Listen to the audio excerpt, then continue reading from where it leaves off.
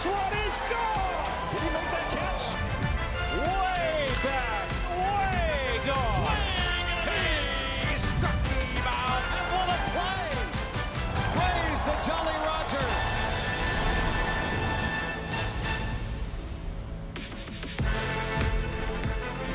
Glorious weather on a Saturday afternoon. Baseball coming your way from PNC Park. The Pirates taking on the Twins in Game 2 of the series. And last night, what a thriller for the Pirates as they come from behind in the 9th inning. Brian Reynolds, a 2-run walk-off home run, and the Pirates deal the Minnesotans some defeat on the walk-off homer by Reynolds, the second of his career. Jubilation for the Pirates as they win the first game of the series in thrilling fashion last night.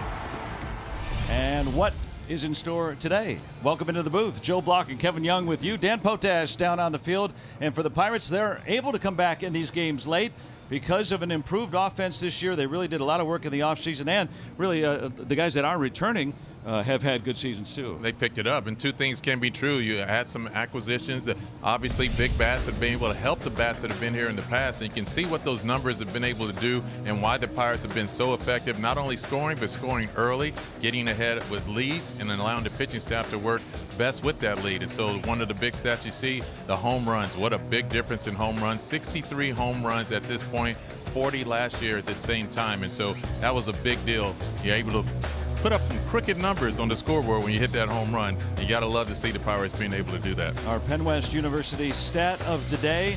And even with the improved offense, it all begins with starting pitching. And for the Pirates today, it is Mitch Keller. He has done very well against the Twins throughout his career. He really has. He's been steady, as always. Mitch Keller goes out and he just delivers some really solid innings for the Pirates. He's always been able to do it, but specifically against the Minnesota Twins, you look at those numbers there, what he's been able to do career-wise, and he just, again, steady Mitch is what he is. He's been able to be that reliable source in that pitching staff, in that rotation that gives you the innings that's needed, and it's fun to watch him go out and compete and see if we can get the second game of the series tonight. It's been a great homestand for the Pirates. They look to continue it here this afternoon. They're warming up just as the weather is too here in Pittsburgh. This could be my one chance, go and do it. You gon' see me rise up, feel the rumble under the ground, hear the hush from over the crowd, 'cause the moment's coming right now. Oh, I'm gonna bring the house down, bring the house down, bring the house down.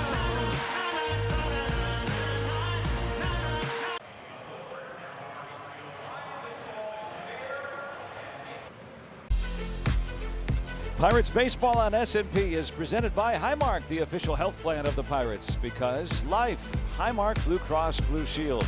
By Cohen Markets. Free ice cream is back at Cohen Markets. All Club Cohen members get a free Hershey's ice cream sandwich every day, all summer at Cohen. By your Western PA Chevy dealers. Chevrolet, the best-selling brand in Pittsburgh. And by Levin Furniture and Mattress, Pittsburgh's #1 furniture and mattress store. A lot of fun out on Federal Street in the pregame block party right outside of PNC Park. The site of Game 2 of this series. Pirates taking on the Twins. Mitch Keller, good career numbers, as we told you, against Minnesota. He'll try to keep that going here this afternoon. Yeah, you really do. Coming off a really good start in Toronto, north of the border. 6 innings pitched in. He'd like to get another 6 innings pitched, but Mitch has been extremely steady. You love to see him go out on a nice sunny day here in Pittsburgh. And what about that guy, Brian Reynolds, last night? Impressive. Yeah, both those guys have been with the Pirates since 2019, and Reynolds hitting that game-winning home run. Pirates were down a run in the 9th. They come back and win it against Derek Shelton's Minnesota Twins. First time Shelty back as a visiting manager. And his lineup today, Buxton DHing again with Larnick, who hit a ball in the river last night. Josh Bell has done that many times, of course, here. Cody Clemens and then Austin Martin. Victor Caratini getting the catching duties. Arcia, good career numbers against Keller, gets his start. Keyshaw and Tristan Gray for Minnesota. And you take a look at Mitch Keller's Car Shield numbers. Opposing average of 214, and you see the strikeouts and innings pitch is most impressive always. Just Mitch is just steady Mitch. It's kind of like that old pair of jeans, you know, you wear them, you just count on them, you know they're comfortable. You like Mitch like that. That's a great way to put it.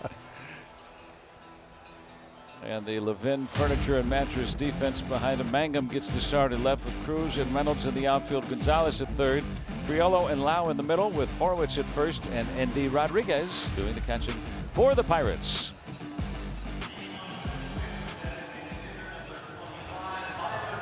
Buxton will lead it off. And Connor Griffin DHing today. Days away from returning, it sounds like, into the field. Buxton a home run threat.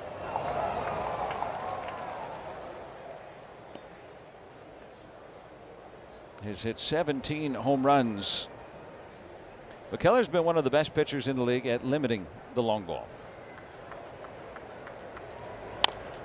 Yeah, the Pirates did a nice job the first game of this series, limiting Byron Buxton to those at-bats, making sure he doesn't have a lot of hard contact. He is the one that starts this offense for the Minnesota Twins.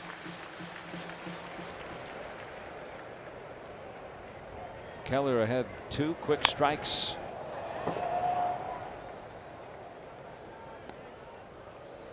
Twelfth year now with the Twins for Buxton. I just love hearing that part. Anytime, you know, you have a guy spend that much time in an organization, and he's a part of the community, it's just nice. You don't see it every day. It's surprising to think that Keller's been with the Pirates now. This is his 8th year, moving up the strikeout lists. Steve Blass is next on the list there for the all-time strikeouts leaders of the Pirates.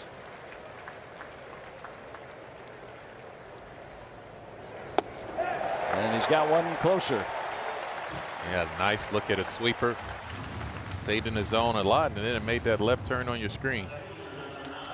KY, what are today's keys to the game presented by your Western PA Buick dealers? Well, one of them is that man right there, Mr. Reliable. Mitch Keller going deeper in the game today, being consistent in the running bucks and have an opportunity to steal some bases.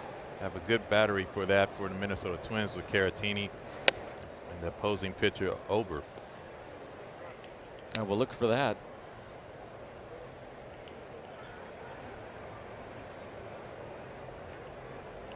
Trevor Larnach hit a home run. It bounced into the river last night. Became the first Twin to ever do that in a Twins uniform. There's a guy in a Twins uniform that's done that before. Yes, many times. He was wearing the black and gold when he did it, of course.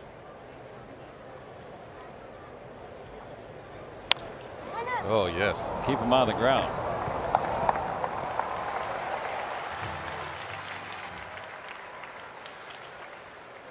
Now, Jared Jones last night returning to the Pirates. Great to see him healthy and back on the mound again. It was. I mean, and he attacked with the fastball. The fastball reached triple digits several times. And, you know, I love to see the use of his curveball yesterday. It was really good yesterday. Not used to seeing that curveball as a new pitch. He threw a little bit more than he has in the past. And so he spun the ball well. Velocity was up. Jared Jones is back in that rotation. It certainly was up, especially in that first inning. You could tell the adrenaline flowing. 101 plus from that electric arm. Good to see him healthy and back.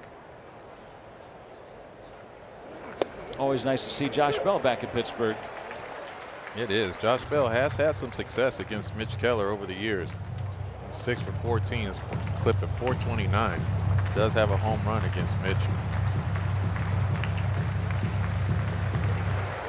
Undoubtedly, these two like to face one another. Teammates, of course. Keller wins the battle. A crisp 1-2-3 first inning for Mitch Keller. Now the Pirates coming up.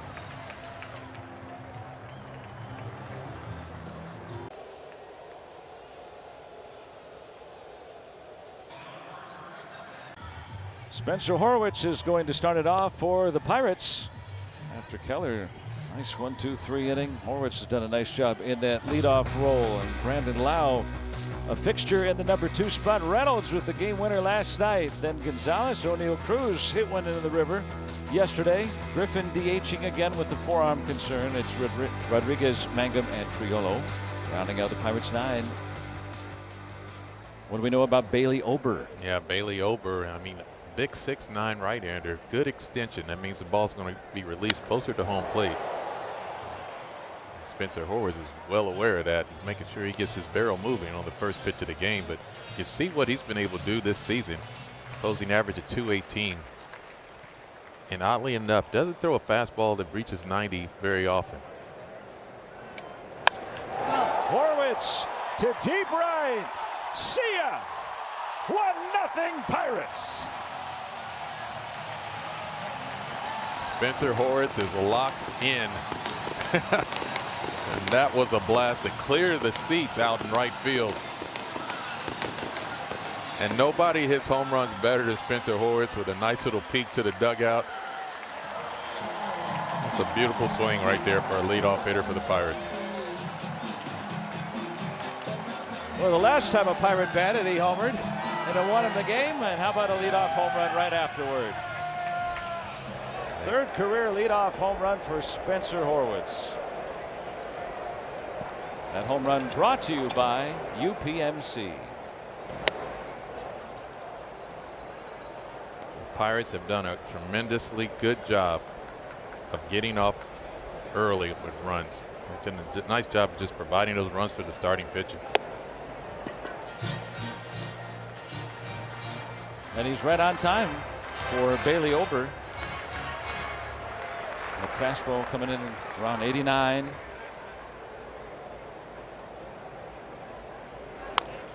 And we hear that number and we say, oh, well, this guy should be easy to hit. But you're suggesting otherwise. There's some deception to this guy. There is definitely some deception. As a 6'9" pitcher, I mean, you don't see that very often. But also, like you said, the extension, the ability to get closer to home plate with the release point. The ball sometimes jumps up on top of you, and you get swings like that. There's a nice changeup.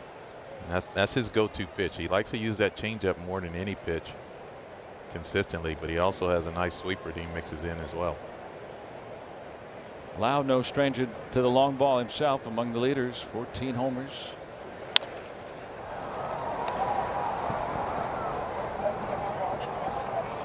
Makes the first out. Spencer Horwitz. Well, this one got out quickly to our AHN Supermo. Yeah, elevated. It's like a fastball. And look at that. I mean, Spencer just has a blast as he hits the blast. Setting the tone. Guys, just do this. Sometimes you don't get to feed the fans. You get to feed the fish. I mean, what a nice bookend to the Reynolds home run that won it last night. Pirates hadn't done that in almost 2 years. Coming from behind with a game-winning home run. Reynolds provided that. Who's going to get there? That almost landed fair, and no one was close to it. Oh, you can tell the wind is doing some work up in the sky. I mean, that was amazing. That ball was very foul when it came off the bat of Brian Reynolds. And this is how you know Arcia's been playing a long time. And look where he's at, and look where the ball lands. Just inches. It's been blowing in a lot too, which is kind of unusual for here. And keep an eye on that.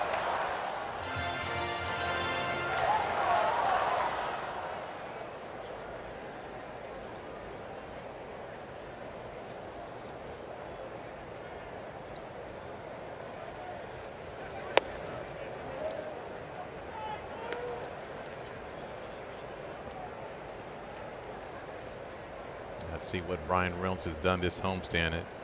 He's been on fire, hitting .500 this homestand. And June is his hot month. Career That's wise. right. I mean, and that's what you love about this. He's really prepping himself up for another nice June. You step into June swinging a good bat at the end of May. Yeah, ramping up at the right time.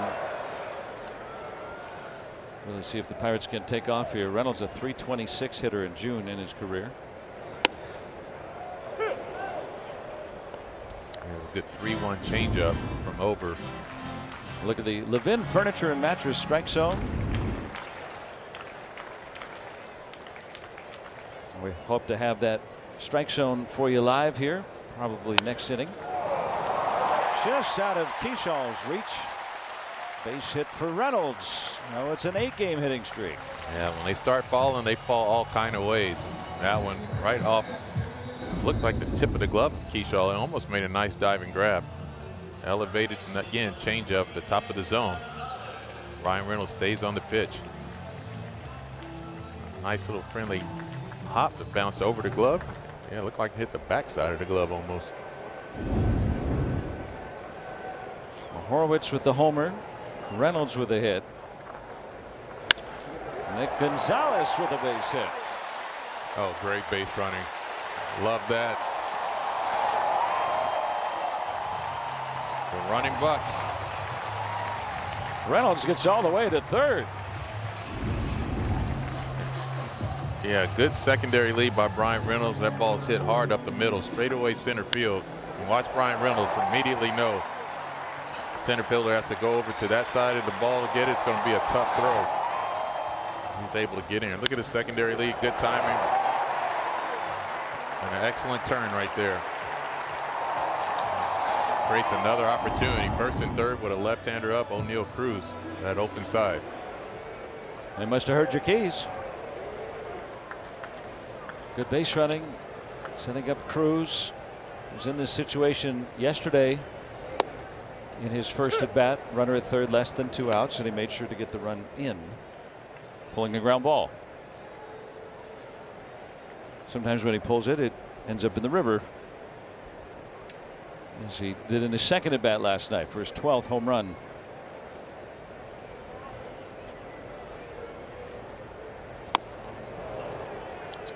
Yeah, and that's the changeup. And now O'Neal Cruz has to make sure he can't get beat on that pitch or anything slower. Ober has a sweeper that he'll throw too, and a curveball. A curveball sometimes gets as low as 74 miles per hour. So we'll see what they work with. Again, changed up on him.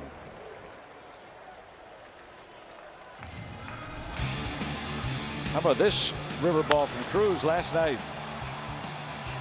Yeah, sometimes you know. it was quite impressive. I said that one reached the water on the fly, and it was sure pretty to watch it from here. Only the 7th time that has ever happened. Ball not even bouncing in.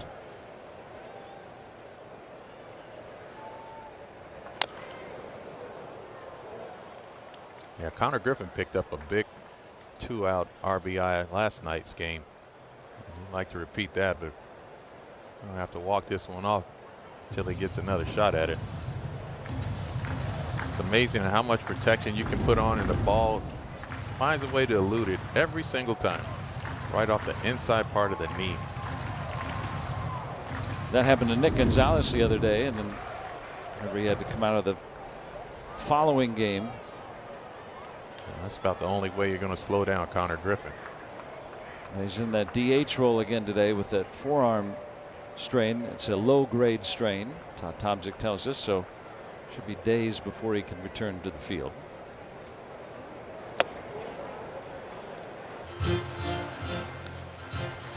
So you don't see a 20-year-old DHing all that often. He's the 3rd youngest ever to start as a designated hitter in a game. Way to keep that bat and those legs in the lineup.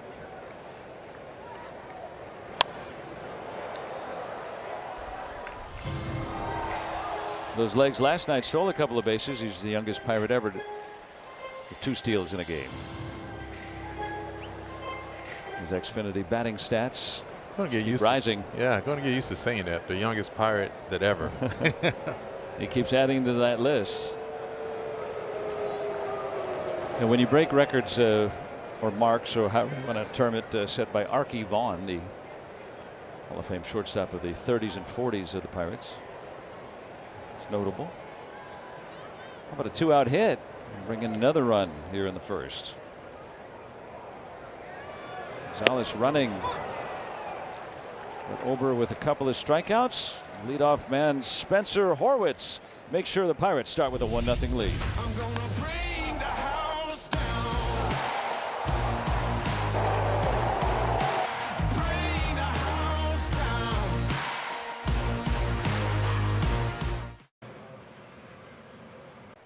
Pirates 1, Twins nothing on the UPMC scoreboard. Pirates baseball presented by UPMC, the official healthcare provider of sports coverage on SNP. Out to the notch for Cody Clemens. Two-base hit off Keller to start the second for Minnesota. Yeah, once again, Cody Clemens, you saw him yesterday being real aggressive. The first pitch fastballs. That pitch was a fastball down thigh high, and he went with the pitch. Nice little swing there for the notch.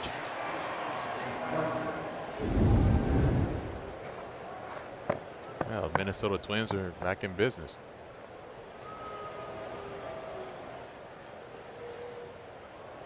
Trying to work around that leadoff double. So what's he do? Throw him an inside sinker. That's tough for a right-handed batter to get that ball to the right side. I see the velocity down a little bit on that sinker and also that four-seam fastball from Mitch Keller.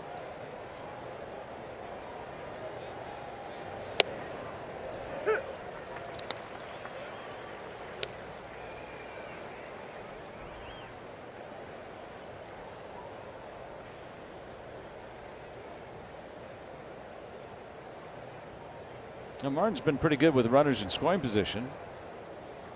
See if he tries to advance the runner. Holds the ground ball. Still will work. Yeah, just jammed enough where a broken bat and shortstop Jared Triolo made a good decision to make sure he just records the out. The outs are so important, especially early in the game. You don't want to risk anything. Now the infield will come in against Victor Caratini, which Keller can see if he can keep that run off the board.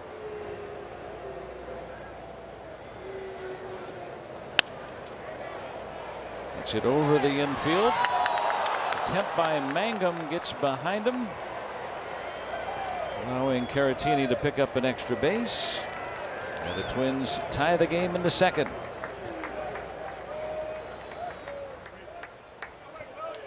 Yeah, Caratini going with that pitch.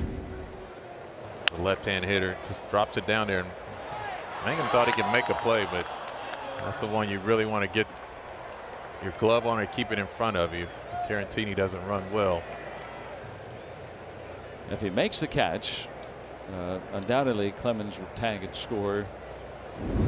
The run was coming in no matter what. Yeah, more importantly, just keeping that double play in order would have been huge to knock that ball down. Caratini wouldn't have been able to advance. It snuck under the glove of Jake Mangum. How about dropping the glove and going after it? Yeah, got a flashback of Little League for a second. Yeah, you don't see that very often. There's a ground ball to short. You don't know that that would have happened, but just underlines, you know, sometimes thinking ahead with some of those fundamentals. As the game goes on, does it matter? Sometimes. Well, the Minnesota Twins did a good job of answering immediately.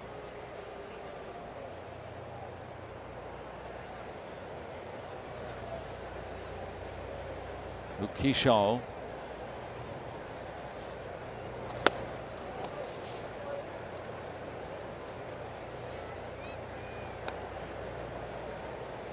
It looks like the Twins so far, they're not waiting around within these at bats.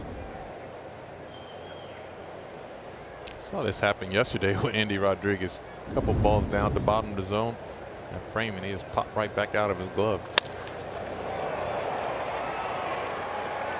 And even with 2 outs, Caratini, as you pointed out, does not run very well, so he's held at third. Well hit single by Keyshaw. Yeah, Caratini not running well, and this ball hit pretty good. It got out to Jake Mangum in left field relatively quickly. See Caratini not even at third base by the time Mangum had the ball in his glove.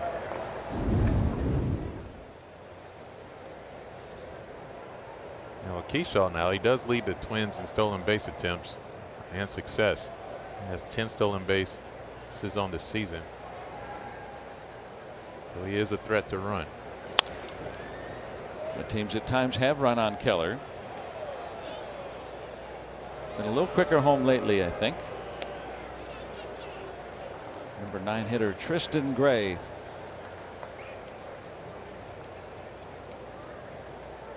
Keller and Gray both played in 2017 for the Pirates affiliate in Morgantown. I do remember that well. I remember watching the West Virginia Black Bears.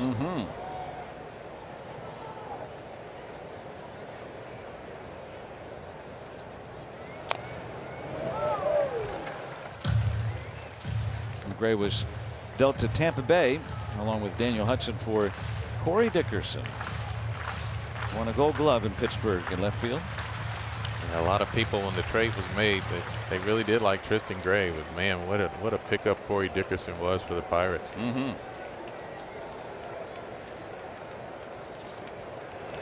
Yes, he went. Gray strikes out, and no further damage. But the Twins tie it at 1.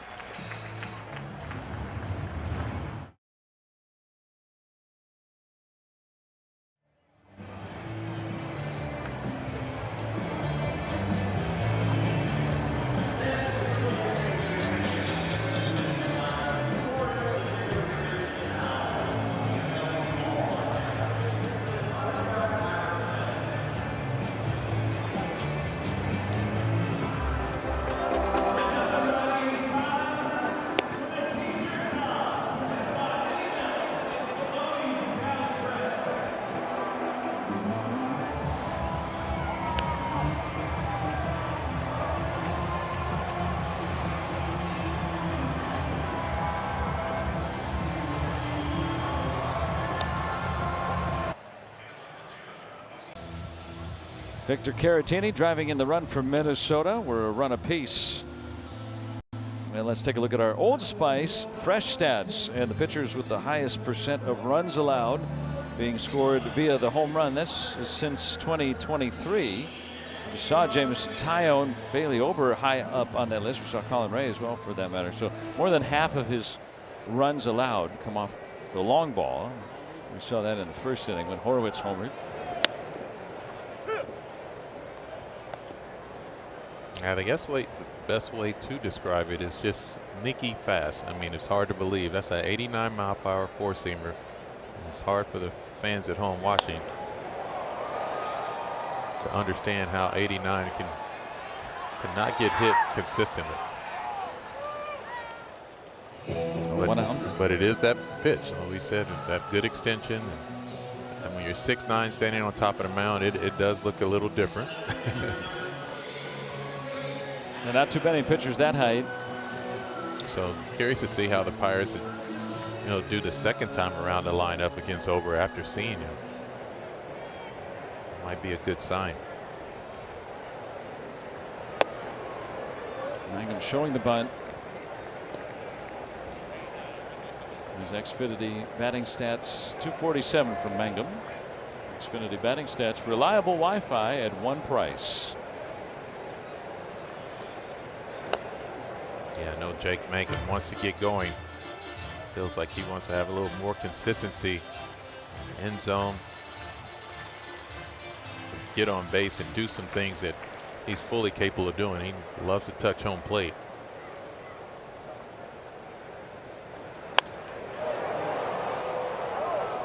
A little out in front of the sweeper. Disrupting hitters' timing. It's all about the timing.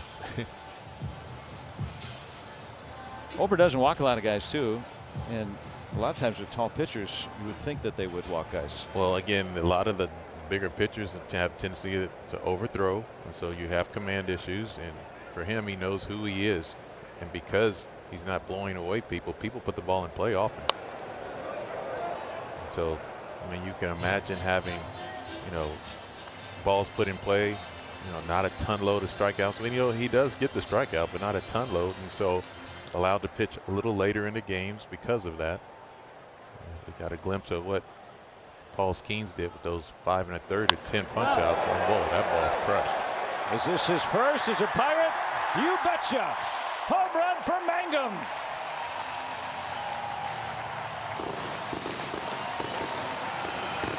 You can hoist it. Jake Mangum with his first home run, in the black and gold. Pirates take the lead right back. That was a line drive. Jake Mangum, and he can't wait to get the welder's hood on. Yeah. Tell us how you really feel. Mayhem at his finest.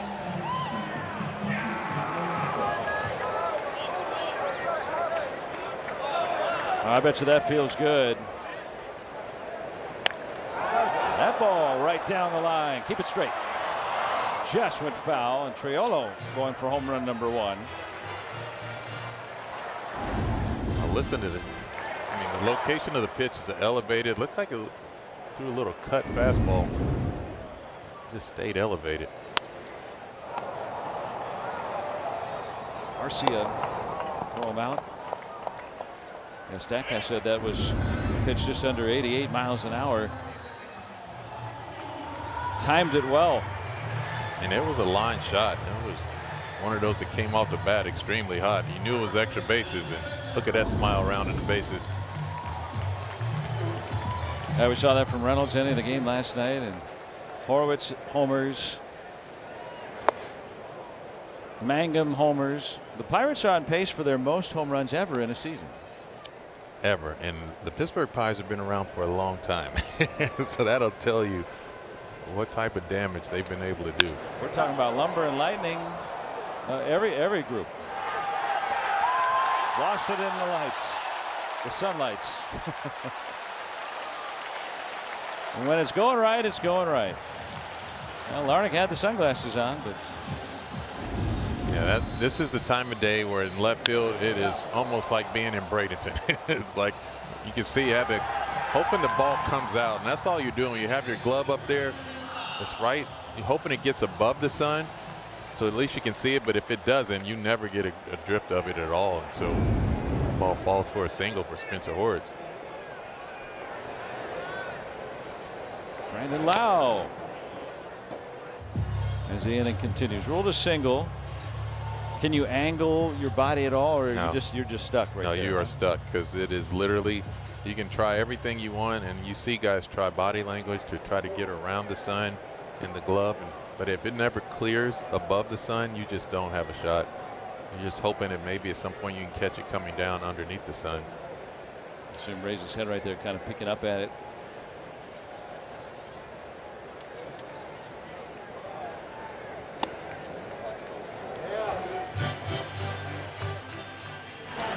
Catcher challenge. ABS powered by T-Mobile. Caratini wants to challenge the ball call. Pitches the ball. Minnesota has 1 challenge remaining. That's about the margin of error of the system right there. Listed at 1/6 of an inch. So 1 challenge remaining for Minnesota for the rest of the game. At least in regulation play. That's hard hit. Ober's changeup to continue the inning. Yeah, another hard hit baseball by the Pirates. Where's the pitch? Elevated. Waist high, out over the plate.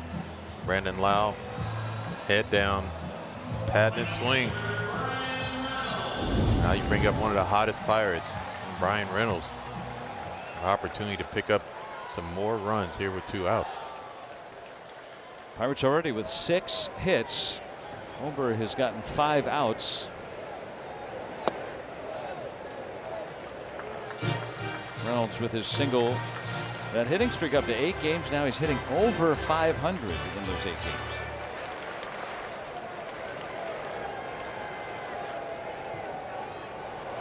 Buck's on the pond for him.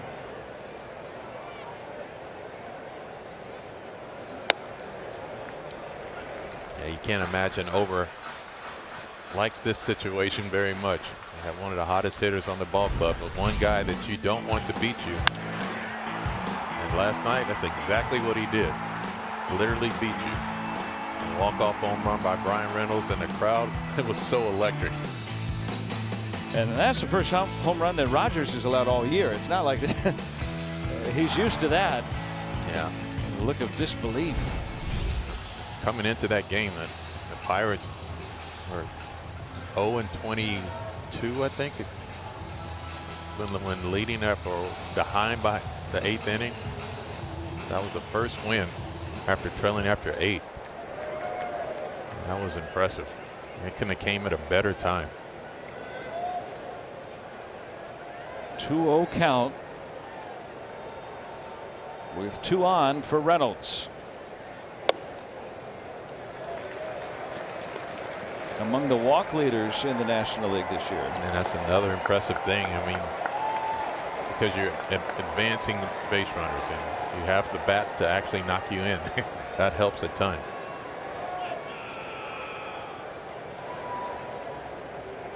He just won't do it. We talked about it last night. As hot as he is hitting over 500, Brian Reynolds will not take that green light swing. Nick Gonzalez has been really good with runners in scoring position. Can pass the baton in this offense this year. So greatly improved.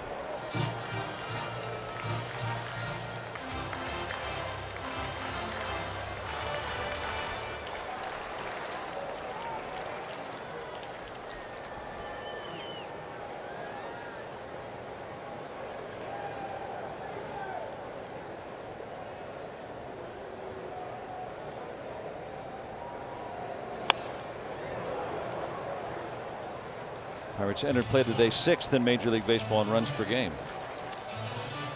Say that one more time for the people who didn't hear you. 6th out of the 30 teams. They were 30th out of the 30 teams last year. That's a huge improvement. Yes, it is. This has been a fun team to watch early in the season. And don't forget, Ryan O'Hearn's going to be coming back any day now.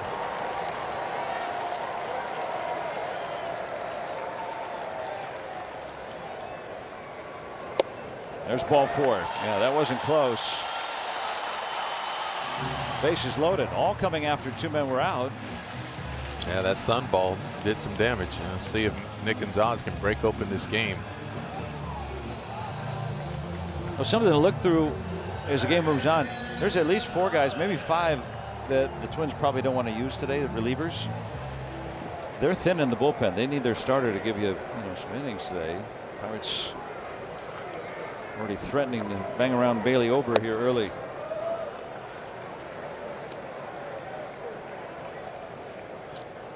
Oh, wouldn't this be a great time for Nick Gonzalez to pick up his first home run this season? Look at those numbers with runners in scoring position. Yeah, that would be great. I'm going to holler down there. Just, hey, Nick. One thing Nick Gonzalez is going to do, he's going to make sure he tries to get these ribbies in. No matter how he does it. He has to hit it with his forehead. He'll do that.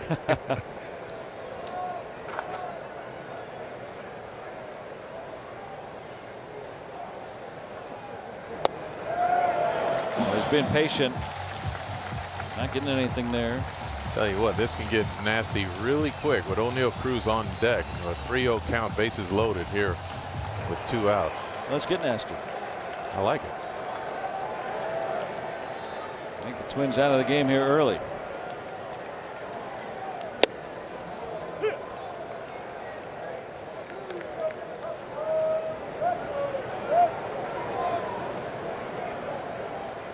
.21 pitch first, a 25 pitch second for Ober.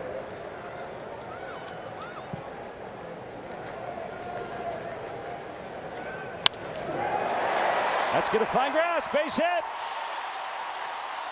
Nick Gonzalez drives in 2.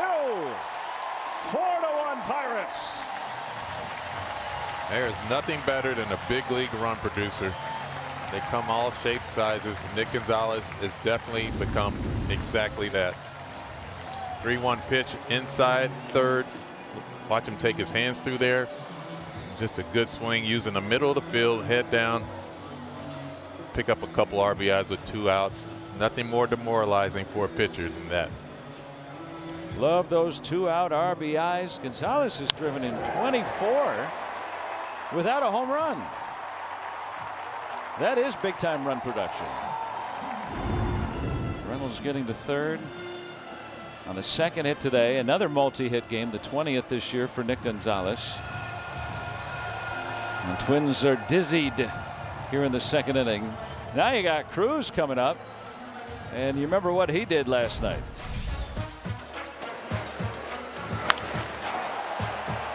Demolition. There's no better sound in baseball.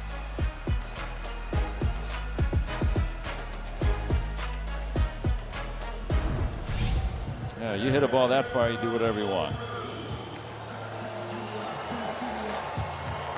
Well, it all started with that sun ball, Joe, and it's opened up the game. See if O'Neill Cruz can finish it off. 4 straight Pirates have reached after 2 were out. On a ball that Larnach lost in the sun, then Lau with a base hit. Reynolds drew the walk. Gonzalez comes through. And Cruz has produced runs. He's driven in 37.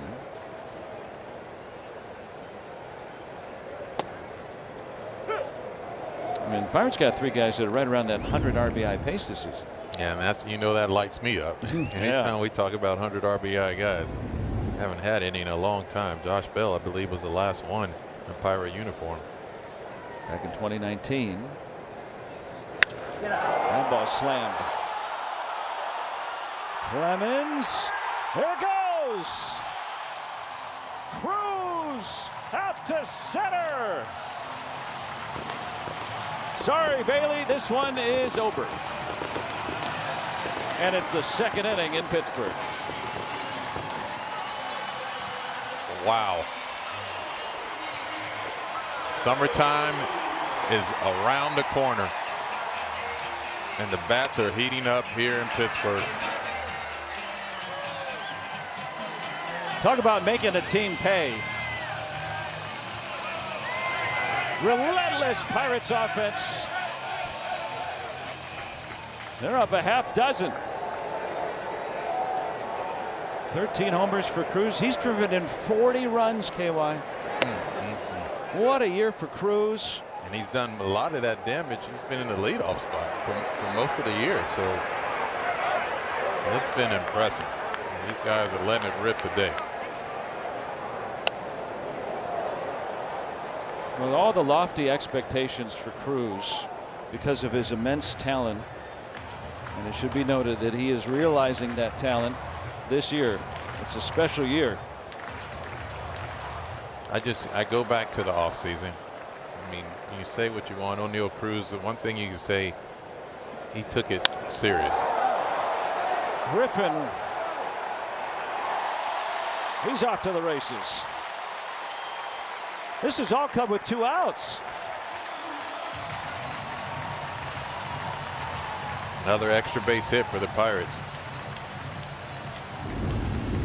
Take a look at the location of this pitch. Just elevated up number high to O'Neill Cruz, and he just gets on top of the ball. Look at this swing, Joe. High. Look at that. Chest high. Straightaway center field over 400 feet. We don't have big enough cones. Well, Johan could do it.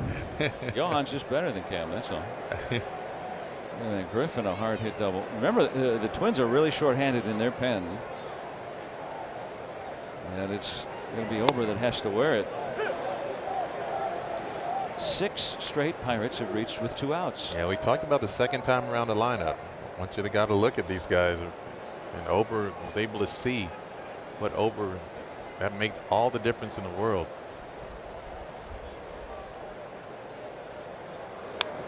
Oh man, nice hack by Andy Rodriguez. It would have been an 11-pitch inning for Ober. Pirates were still taking the lead on Mangum's homer. Instead now he's throwing, what, 34 pitches. You just can't give away outs at the major league level. Sun balls, errors, walks. And he started this inning. The 10th Pirates batter. Garcia get the final out. And O'Neill Cruz homers for the 2nd straight game.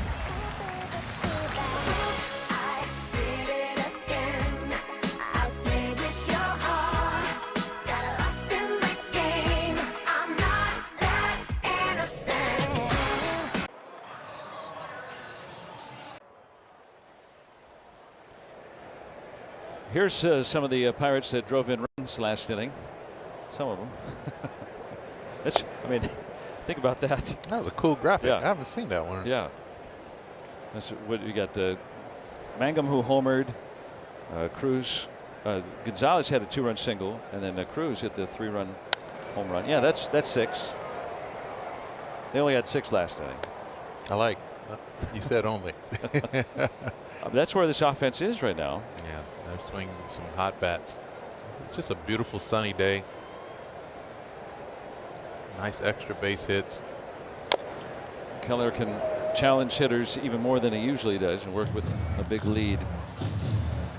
Boy, that ball fouled right off of Byron Buxton's front foot. Once again, all that padding. Where's the ball hit? Not on the padding. And you hate to see it for Byron Buxton because you want to see him, just baseball wants to see him on the field, what he's been able to do. All-star last year because he was healthy. He's played 100 games in back-to-back seasons. 100 games in back-to-back seasons once. That was last year and the year prior. The 12 years with the Twins, almost never has even half the season's games. Yeah, and he just plays so hard. I mean, as an outfielder, diving, running into walls, all of it, stealing bases. You know, you're going to get beat up over the course of your career.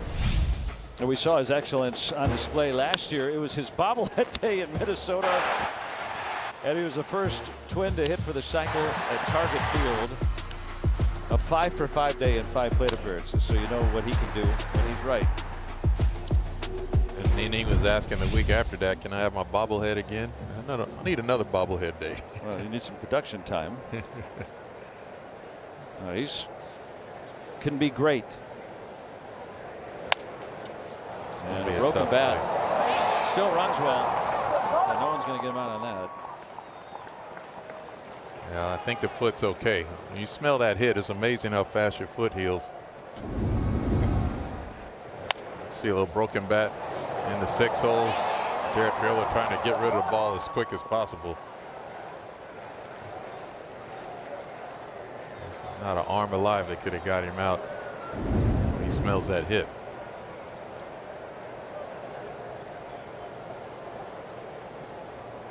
Buxton maybe doesn't run as much as he used to, and now with the score the way that it is. Yeah, one thing to keep in mind, that was a long inning, half an inning from Mitch Keller on that bench. So we'll make sure Mitch is continuing to attack the zone and put up a clean inning here, keeping them off the scoreboard.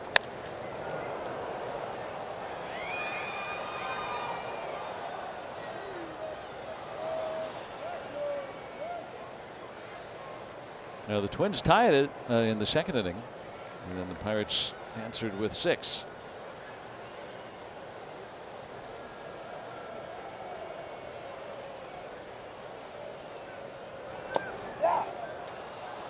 Get away from Endy. I'm not sure that ball hit the ground at all. I think that might go as a pass ball.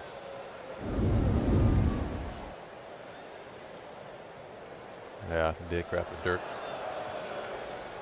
I'm sure it goes a wild pitch now. Yeah, get your toe banged up. That's the type of running you want to do to advance 90 feet. Yeah, and indeed it is a wild pitch. You know that Keller's not trying to fall behind a hitter after being staked to this big lead.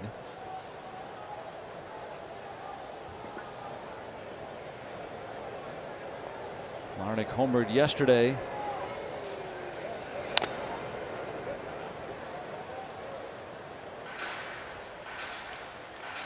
What a difference a year makes. And remember last year we talked about Mitch Keller and the lack of run support he had throughout the course of a lot of his starts. This year, not so much the issue.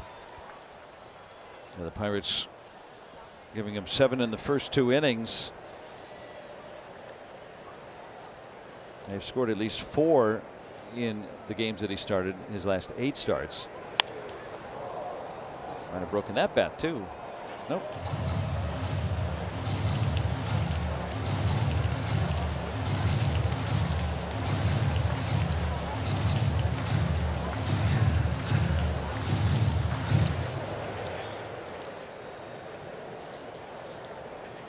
Buxton out there at second.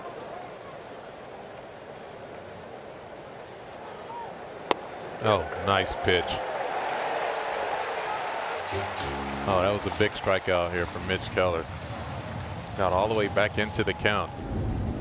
You see the location. Breaking ball. You can't place that any better if you're playing a video game. And that strikeout presented by Coppers, protecting what matters, preserving the future.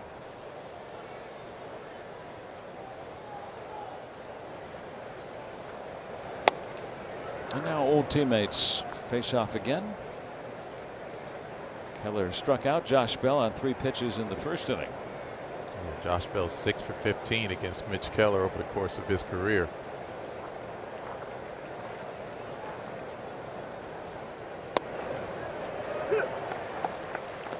Remember earlier in the game when Mitch Keller's fastball was around 92 miles per hour? See what happens when you get traffic out there. That sinker at 95. Good pitchers find those extra ticks when they need them. I feel like it's always in there. There's Horwitz. Play and catch. Yeah, nice backhand play by Spencer Horwitz. Mitch did a nice job of getting over here to cover. It's time now for our Penn West University Educating You. Brandon Lau and O'Neill Cruz, each with at least 13 home runs now, and they are the second set of Pirates teammates with that many before the end of May, joining Jason Bay and Nate McLouth. And that was back in 2008. And even if you think about where the Pirates are in the season, this is game number 59. So just a little bit past the 1/3 marker. I mean, both those guys on pace for certainly 30 plus, maybe close to 35 home runs. I was watching Mitch take a little bit extra time, stepped off the rubber there just to give himself a little bit more time. See a nice breaking ball we shared earlier. Cody Clemens, AHN Super Bowl, gave you a good look at that spin. But how he's hit the fastball early in the count. Now, Andy Rodriguez and Mitch Keller looking to spin the ball a little bit more consistently against Cody Clemens.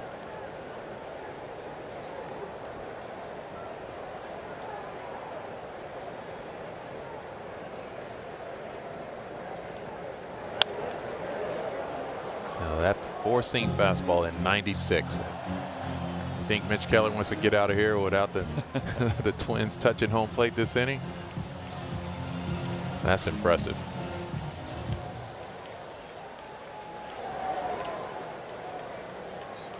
One and two on Cody Clemens.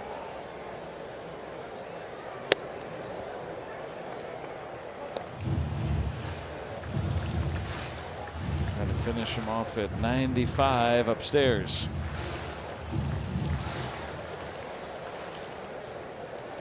I'm sure when his dad was pitching to him in the backyard, he's plenty used to that kind of heat. Son of Roger.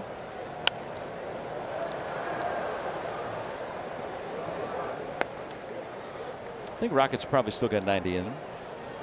I think 90. Probably 95. Yeah, you're right. He's only been retired almost 20 years.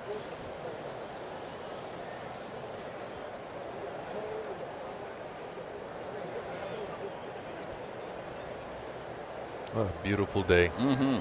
It's perfect. See those flags blowing. Blowing in, which is a little unusual for here. That has not hurt the Pirates' home run hitting ability. They've already hit 3 today.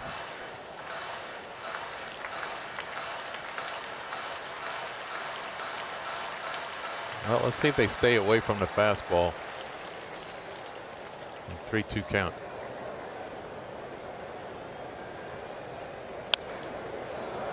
Oh. 97. Ooh. It's always in there with Keller. It is.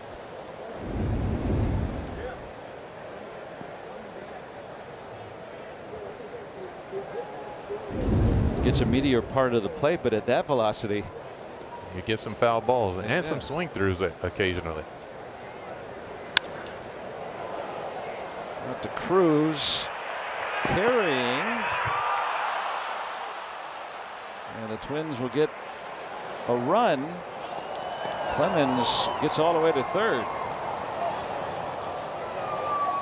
Yeah, O'Neal Cruz has had to get on his horse on that one. He tried to take a peek back at that wall. He got real close to it. See the jump. Take a peek right there to see where that wall is. And that's just not being out as a center fielder. You have to learn over time. You don't get a lot of those type of plays. But Cody Clemens once again squaring up another pitch.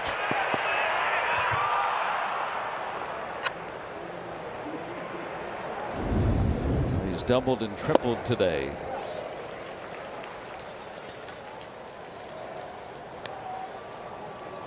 Second triple this year. 7-2 game.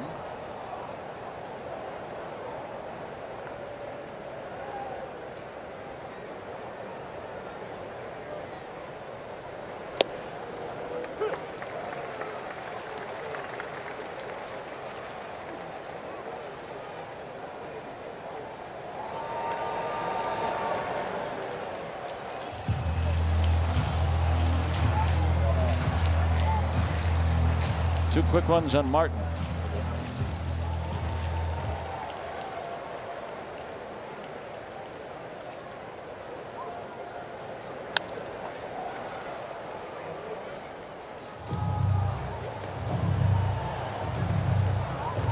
Grounded out his first time up.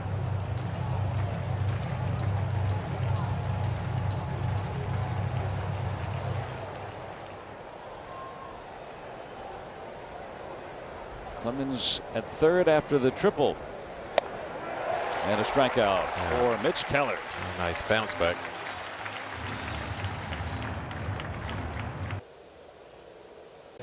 Seven-2 Pirates as we move to the third, and there's a look at Jake Magnum, who got his first home run of the season in the last inning. Now let's take you to the Pirates clubhouse yesterday. There's a bouncy house. Why? Well, because Paul Skeens turned 24 yesterday. Now that was not Jake's idea. He had nothing to do with that. Paul arrives, sees the bouncy house, more on that in just a second. What Jake had a lot to do with, in addition to ordering up his first home run of the season, he ordered up a birthday cake for Paul. Now this cake was very creative with its design. It actually tells a story of all the stops that Paul has made in his career, at least his collegiate and pro career. Air Force, LSU, Team USA, and of course the Pirates. This in response to the cake that Jake received as a surprise from Paul Skeens back on March the 8th when Jake turned 30. Now, I asked Jake about the cake. He was happy with the design, but I said, what about the flavor? He said that Paul told him, if you're going to go ahead and surprise me with the cake, it has to be chocolate. Jake did not disappoint. Is it cake? Oh, yeah. It's really cake. Yeah, so you remember that back in spring training, the cake that Jake got for Paul was like a giant treasure chest. I don't remember the flavor. I remember Hannah had a lot on that story back in March, but he said, if you're going to give me a cake, dude, it's got to be chocolate. I can't believe that people can make a cake look like that. It's impressive. Extremely talented. And what about just having all the stops? I mean, Team USA was on there. Yeah. Air Force. Hey, look, if you saw the drone show last night and how spectacular that was, they could do anything with a cake. I mean, come on. Great to have you back, Danny. Yeah. Hi, Joe. Hi, KY. Hey, Depot. Ober getting a couple of outs here. Mangum lining out, Triolo grounding out. Horowitz coming up. Hit one toward the river and hit one into the sun.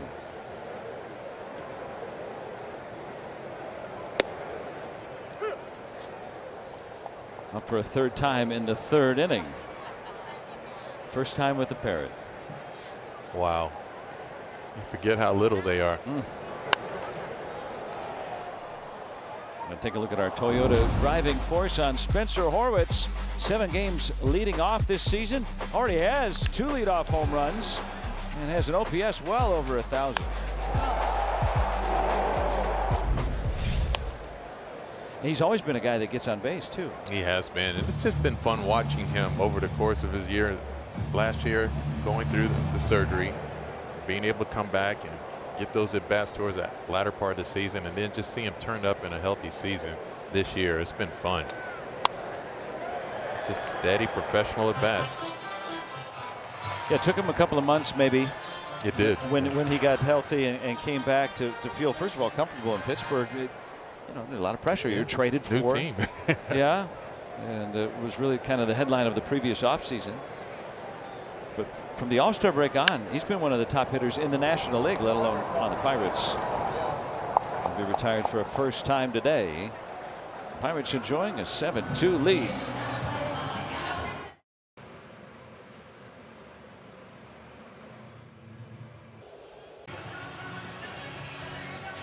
Welcome to the Toyota RAV fourth inning. Been a fun homestand for the Pirates. Finally starting to warm up, and as you said, game high, the bats have been warming up too. Yes, the bats have warmed up. Let's keep it going. I know Mitch Keller like to put up literally a clean inning here. No base runners, no runs for sure. That's how he started. Atom ball.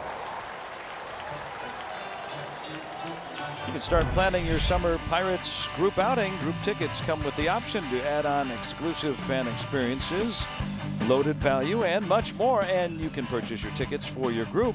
Visit pirates.com/groups. Pirates not included. Right? Are those the Renegades in there? Are they out at the Rotunda today? They are not. Not yet. Maybe they're out getting a snack. Maybe they're still out at the block party. Yeah, that's where I would be. Well, not during the game, I guess. You're at this block party. You're right. Yeah. You know who's there today? Who was there today? Omar Moreno. Oh, yes. One of my favorites. The great Pirates center fielder himself. How about those stolen bases back in the day? The numbers. He was Kevin Gorman had a good story in the Trib about Omar was disappointed that he couldn't quite get to 100 steals in a season. Wait, what? I mean, that's the thing too. I mean, think about that. Just the thought process. First of all, you got to be on base with steal bases. So, and Omar got on base. He can do it in all kind of ways. Now, Cruz last year tied for the league lead with 38 steals. And that was basically, that was Omar's May. Yeah, that's, I mean, now the game's changed a little bit too. Pitchers are so much quicker, but that's not to discount what he did. No, no doubt. It was just the game's changed. There's no. He'd still lead the league this year. He was one of the best. That's hard contact by Orlando Arcia, who actually has pretty good numbers coming into the game. He was 5 for 10 lifetime against Mitch Keller as well. So those are the two guys you had really circled on your lineup card. So make sure you keep the bases clean against him and Josh Bell. Now we have to add Cody Clemens to that list. Now Clemens already with a double and a triple. Keyshaw singled his way on. Twins with 6 hits. Pirates with 9, and 3 have left the ballpark. Big difference maker. And the Pirates on pace for their most home runs in a season. Last year they were a distant last. Way behind all the other teams in baseball. That's such a difference making type of hit that the Pirates now possess.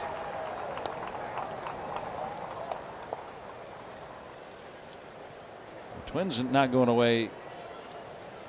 2 on here. Yeah, and this is what you did. The game is still early. Obviously, the top of the 4th inning. And the whole concept when you're down like this, every manager tells his club, just chip away a little bit at a time. Now the Twins are in position to possibly score another run in 3 consecutive innings. So Mitch Keller would like to get a ground ball to somebody. There are multiple hits in each of the last 3 innings now, including this one. And you see manager Derek Shelton there thinking about that very thing. Just find a way to get that run home from third base here with less than 2 outs. Yeah, he knows these guys. Most of these Pirates played for him. I think more importantly for Mitch Keller, just find a way to record an out. You don't want that lineup turning over to Byron Buxton, who leads the team with 17 home runs coming to the plate with traffic out there.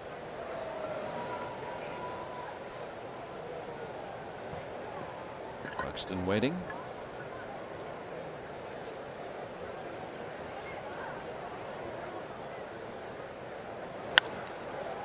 That ball hit toward the gap. And the Twins announcing their presence, 2 in on the Gray double, and it's right back to being a ball game again. Yeah, chip away, and the Twins found themselves right back in this ball game. See an elevated spin at the top of the zone. Tristan Gray, nice left-handed swing. Spade will split the gap in right center field. As soon as that ball hits it, Keishel, as we said before, he's on his motor. He's able to score easily. So the bottom 3 in the order, all with hits. Remember, Caratini lined out sharply this inning as well. So Bill Murphy, the pitching coach, Buxton coming up with those 17 home runs. Only 4 of his RBIs, though, have come not on a home run. Doesn't usually hit well with runners in scoring position. A lot of solos. It doesn't mean that he's not a threat. I think one of the things pitching coach Bill Murphy obviously is want to talk to Mitch Keller about is the hard contact. So you know those pitchers are left up in the middle of the plate. So they make sure they get on the edges. See if they can miss some of those barrels, get some weak contact, especially at this point of the batting order. Buxton, a ground ball in the hole for a base hit.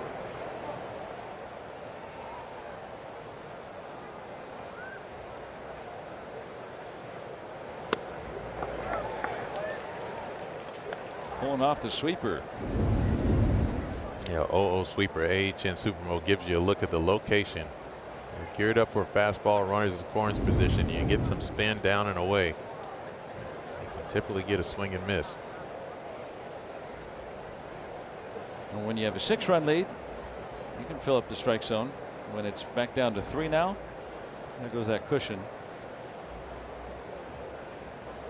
Back to pitching on the edges, as you said, and he's done a good job right there. Yeah, tunneling the same pitch, this time with the slider.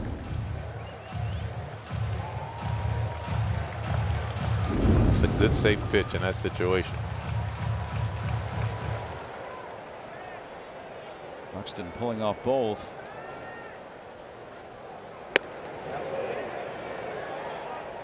Checked his swing. The 95 fastball from Keller.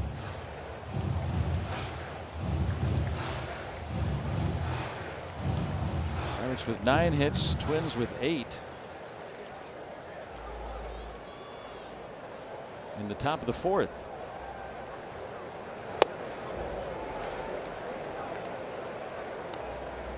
Started to lunge for it. I'll see if Mitch get that 2-seamer in on Byron Buxton here.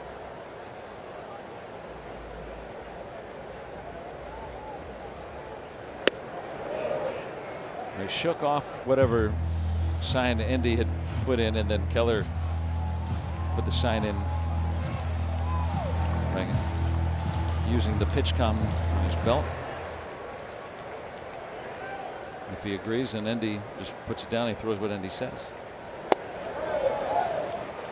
And he just missed with a slider, so from 0-2 to a walk. First base on balls allowed by Keller today. Yeah, that's unfortunate. That pitch stayed at the bottom of the zone. Now, more importantly, the tying run now comes to the plate. Pirates had a 6-run lead at the end of the 2nd inning. Larnach homered yesterday.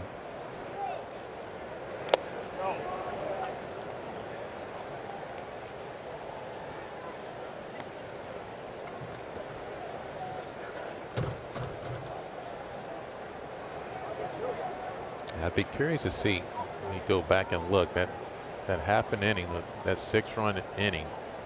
Mitch Keller sat on the bench for a while. And since then, it just seems like it's lost a little bit of his rhythm and found the middle of the plate a little more often. And it's been definitely a lot more hard contact by the Minnesota Twins.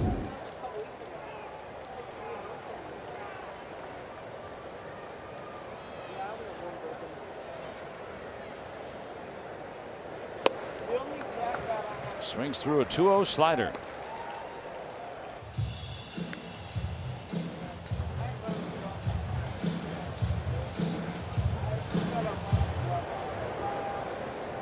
Last 4 Twins have reached. 2 runs in the inning. In the air for Cruz. It's that second out.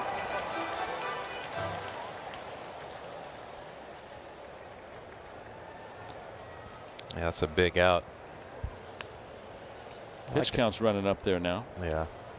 I like how O'Neal Cruz got behind that ball, and that's what you want to see from your outfielders. Get behind the baseball, make sure you make a strong throw in. No free 90s. Bell started his career 6 for 7 against Keller, but Keller has gotten him the last 9 times he's faced him, including twice today. Yeah, Josh Bell would want nothing more than clip Mitch Keller here for a 3-run homer. I'm sure they'll use that aggression against him.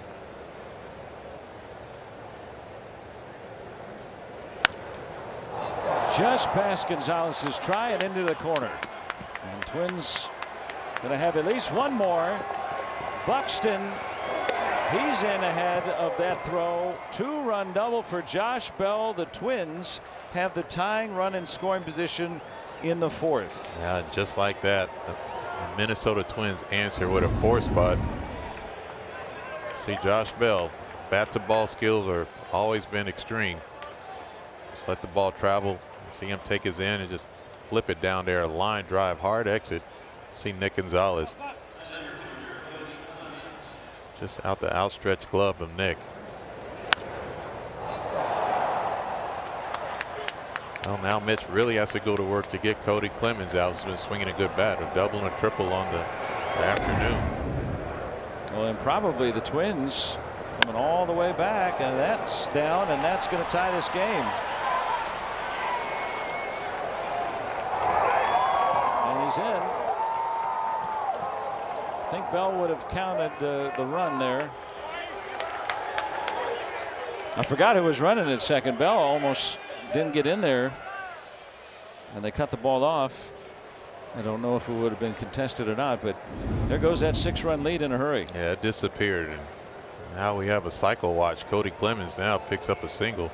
He's a home run away from the cycle. Breaking ball out over the plate in the middle. Once again, the middle of the plate has been the key element for this inning. Spencer Horace almost got the back pick there with Brandon Lau before Josh Bell touched on plate.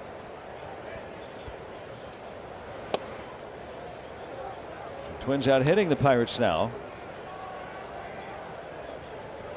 Season high 7 runs allowed by Keller. It was a 7-1 Pirates lead through 2 innings. Right to Gonzalez. Twins bat around, and they score 5 times to tie the game.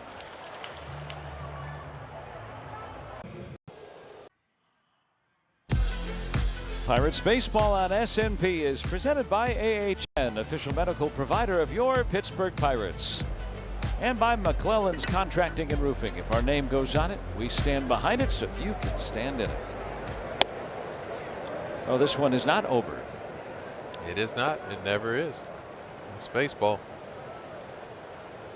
Pirates had built a 6-run lead off the Twins starter Bailey Ober. And the Twins in 2 innings erase the deficit.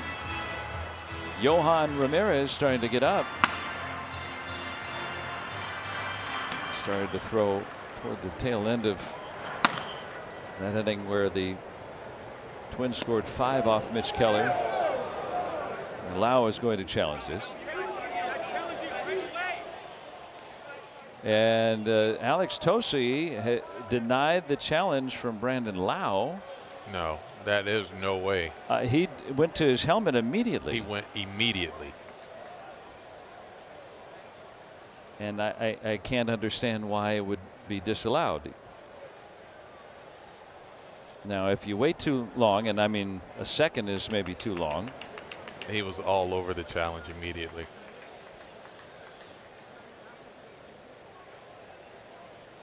And so Donnie Kelly also talking with Jordan Baker, the crew chief. Jordan Baker, one of the few umpires that's taller than Donnie. Now, if the umpire looks over at the dugout and doesn't acknowledge Brandon Lau touching the helmet, that's on the home plate umpire. I mean, because that's the only thing I think it could be. Because Brandon Lau immediately said he wanted to challenge a pitch. I think the bench really said something what they typically do when a pitch is down. They go, oh, and I think that maybe the home plate umpire, Alex Tosi, looked at the bench instead of Brandon Lau. Donnie's trying to keep his composure after a couple of times being tossed within the last week or so. He's always going to stand up for his guys. That's a Pittsburgher standing up for the Pittsburgh Pirates right there, Donnie Kelly. Umpires let him talk it out.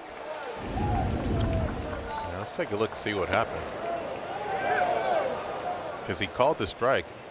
See, that's the thing. You can't. He literally, it was a delayed call strike, and as soon as he called the strike, he touched his helmet. And he would have won that challenge.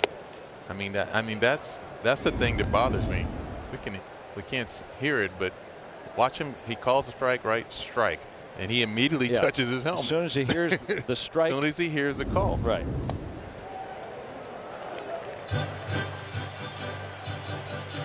Now, if it's called a ball, does the umpire say ball? Sometimes and sometimes not, right? Try to hit your way on. The only thing you can do about that. Yeah, and that is frustration. Oh no, who did they just toss out of the game? Brandon Lau? The first base umpire just tossed somebody out of the game. Tarek Brock is talking it over with Jordan Baker right now.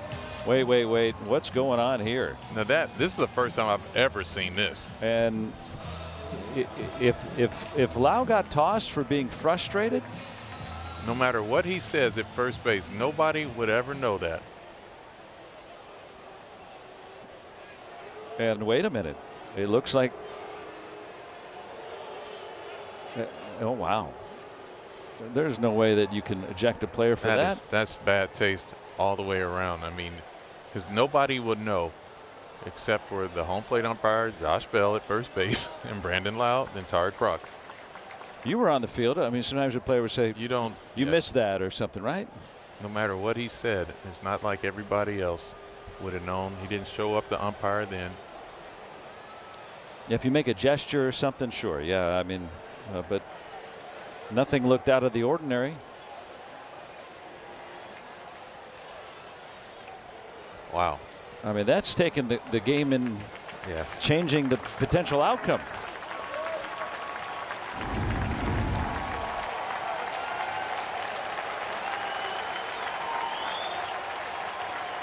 Oh, that's terrible.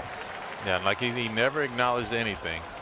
So, I mean, no matter, even if he's saying something there, but it doesn't matter because there's no reason for that to take place.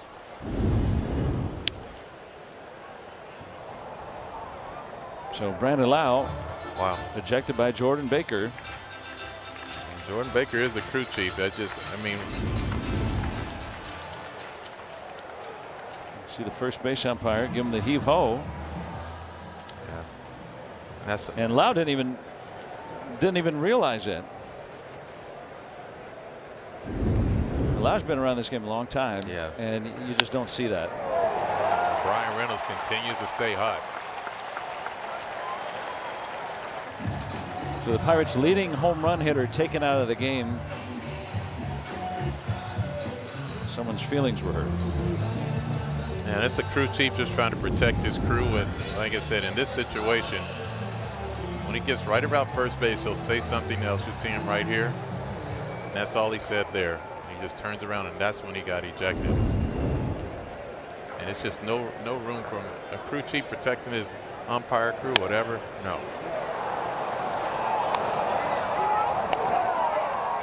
An inning-ending double play, and so a frustrating inning for the Pirates. We're now in a tie ball game.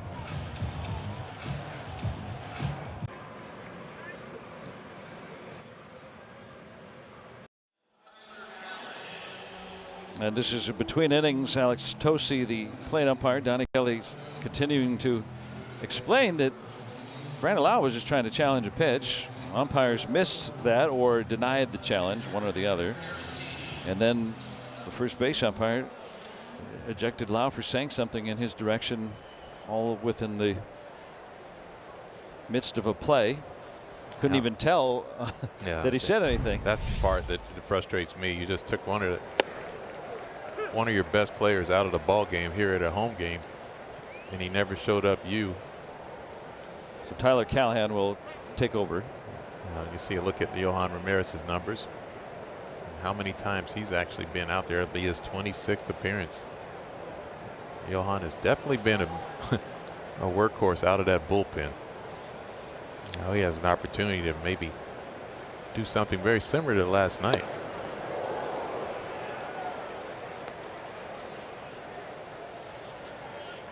You don't often need length in back of Mitch Keller, but allowed a season-high 7 runs and 10 hits. Yeah, this will be a tremendous performance if you can get some innings out of Yohan Ramirez. Pirates have moved Carmen Majinski to the bullpen. So that's also something that may be in play at some point. He last pitched on Monday. 4 days rest.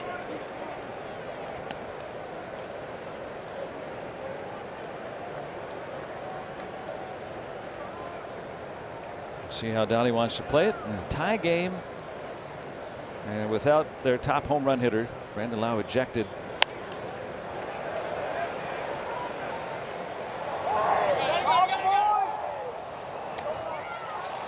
Well, I tell you what, that was the first pop up in the infield where I was literally concerned, because you had both Nick Gonzalez and Jared Triola trying to fight off the sun, and neither one of them looked very comfortable doing it. Just as another note too on Lau, he's never been ejected in a major league game before. It's just bad. I mean, all the way around it was just bad. I've never seen an umpire, especially a first base umpire, and Brandon Lau did it professionally. He had his head down when he did it. Didn't show up anybody as he made his comment. But nonetheless.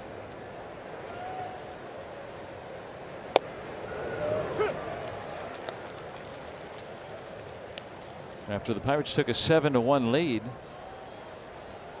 thinking about how the Twins might have to go to their bullpen too early. They don't have a lot of guys available today. Instead, it's the Pirates that go to the bullpen first in what is now a tie game.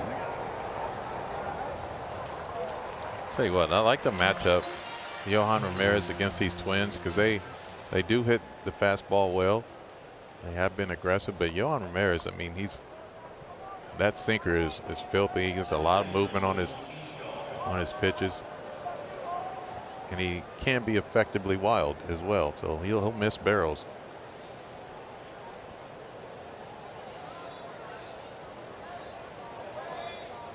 Luke Keyshaw 2 for 2. Yeah, like you get that 97-mile-per-hour sinker there. I mean, not too many guys are going to feel extremely comfortable.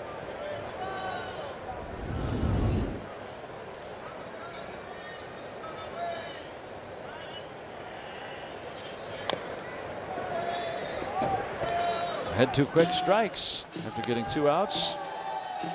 Another thing that's going to come into play too is over the next couple innings, that shade is going to creep in to the middle of the infield. It's going to be a little tougher to see.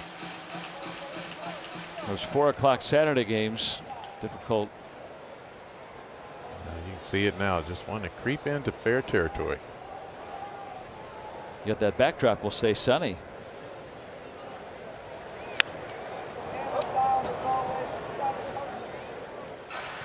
Little different swings from these Twins this time around.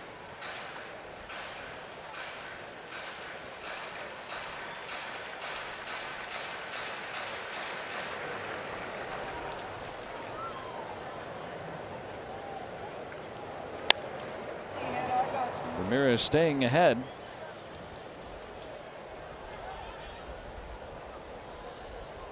Everything in the zone.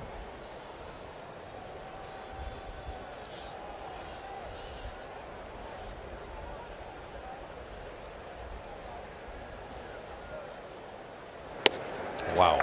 Just blew it right by him. 1-2-3 inning for Yohan Ramirez. Still knotted at 7.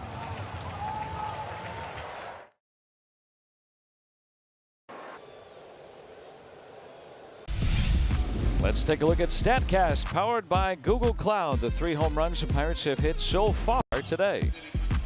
You see them. They were hit. High exits. All of them above 105 mile per hour exit velos. All of them traveling over 400 feet. All hits so far. Cruz, a specialist in that department. His came with 2 men on back at the second. Be nice to have some thunder and lightning. O'Neill Cruz and Connor Griffin get some speed out on those base paths. With Lau ejected, it takes out the top home run hitter, but it's not like this is a one-man band anymore.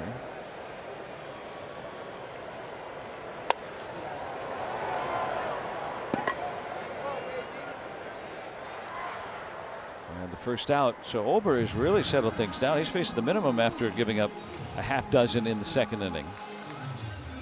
That's really helping the Twins, who have a battered bullpen right now.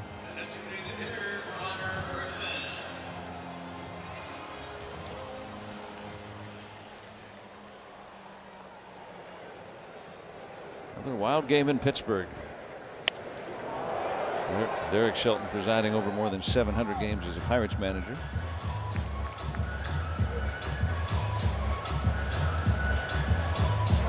You think between he and Donnie, if this does stay a tight game, I was talking to Donnie about it today. Well, clearly you kind of know what he wants to do, and he kind of knows what you want to do. And the personnel, at least, Shelty obviously knows a lot of the Pirates players. So it'll be interesting if there are any managerial moves down at the end that determine the outcome. A 1-run game last night. You know what changes all of that? A 3-run homer. It's just like all that stuff you talk about at a 3-run homer just erases all of it. Well, the players always decide the outcomes. Managers can augment it. Looks like it'll be Sisk next. Nice job by Yohan Ramirez coming in, if that's the case. Griffin with a rocket double last time up.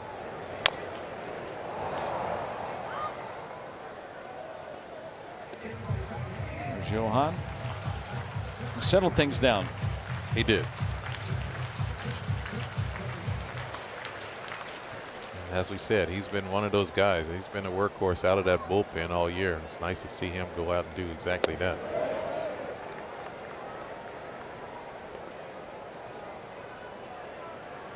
If the Pirates can string together kind of a longer inning here, might be able to get Ober out at some point. Has topped 100 pitches.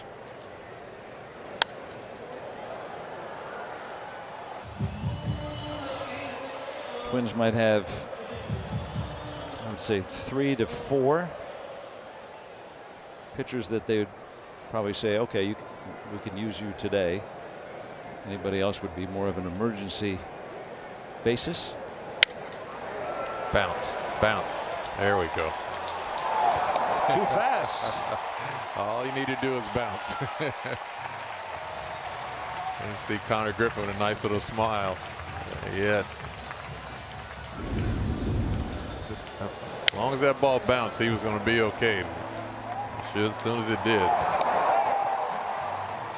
he was taking a lot of steps before that ball hit the ground. Look at that.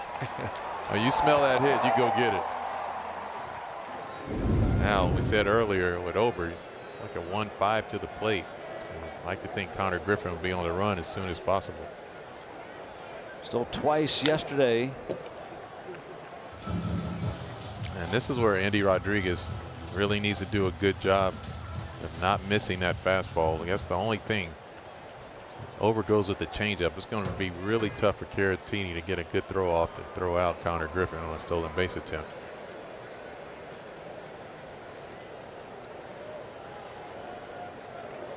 Didn't like his jump, so he shut it down. It's 1-1.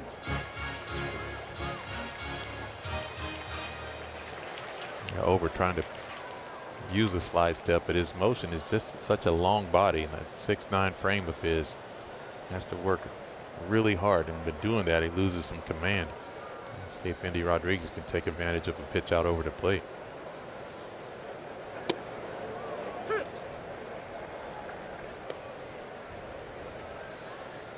He must be varying his time somewhat because Griffin started early there and then shut it down. Yeah, you have to trust it because it's not the leg lift, it's the long arm. That's where you're able to steal it.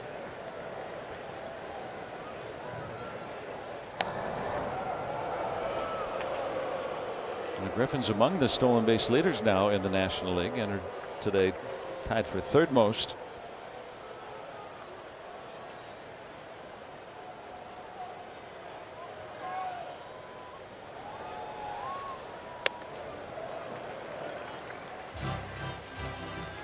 Minnesota starting to get some activity. Cody Funderburk, one of the available arms.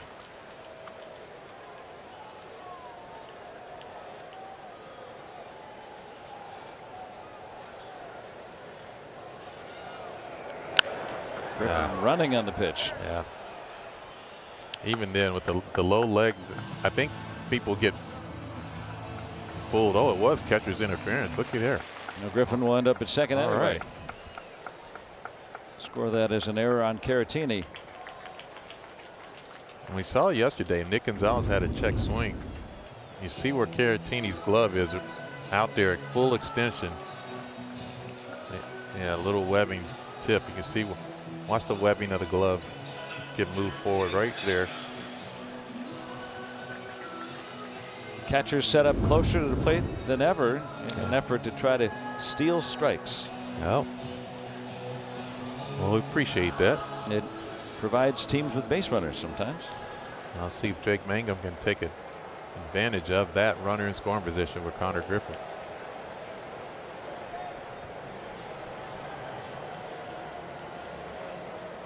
Mangum has homered today, lined out sharply his last time. Yeah, you take a look last night and what happened. You had a check swing from Nick Gonzalez, and you see where Nick Gonzalez's tip of the bat hit Caratini's glove. Pirates challenged this and somehow lost the challenge. I mean, you see Nick Gonzalez immediately pointing to his barrel hitting the glove. And a longtime umpire Dale Scott was on the broadcast, and he said he was unsure why it wasn't termed catcher interference. So it was ruled inconclusive.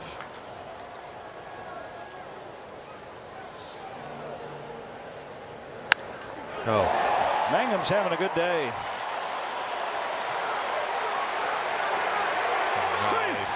Nice base running all the way around. The running Bucks are back at it. Pirates retake the lead. Jake Mangum brings home Griffin. If you have any question of how fast Connor Griffin is,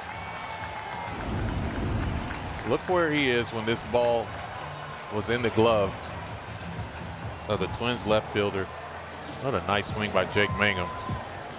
Stay on the ball, but look at Connor Griffin. Look where he is when the ball goes in the glove. He hadn't even touched third base, and that was a rocket. Look how much speed he made up in that 90 feet. Not only did he do that, but Andy Rodriguez, the catcher, going first to third on the throw. We've set right back up. First and third now, and the infield brought in. But look at this here. This is just amazing. 90 feet, and he just turns it on. Not too many other humans are going to make it safely there. A bunt. It'll go foul. Donnie Baseball. Look at that slide. That's why we love baseball. Oh my goodness. Get that uniform dirty. That's a big time for Jared Triolo to pick up an RBI here to create some more separation. Has 3 RBIs this year. Oh! Did it hit the bat or did it hit him?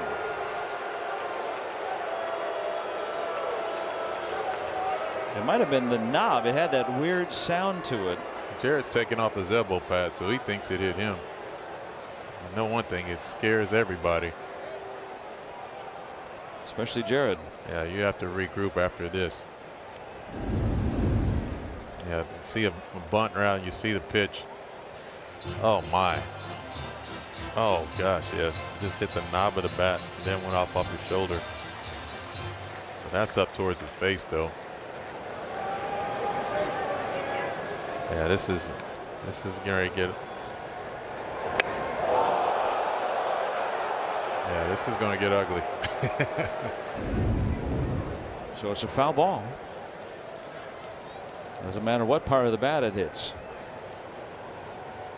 Bunt likely off with 2 strikes. Triolo strikes out.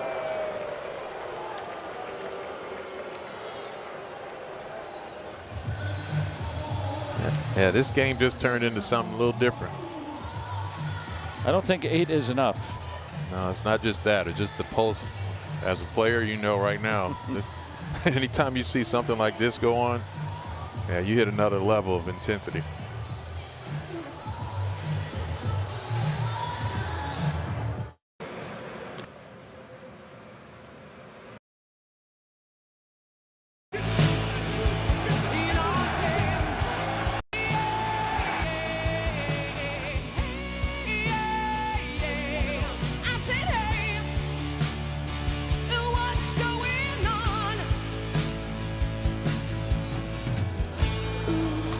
Well, the black and gold has not liked the blue, or vice versa, this week. This is all this week.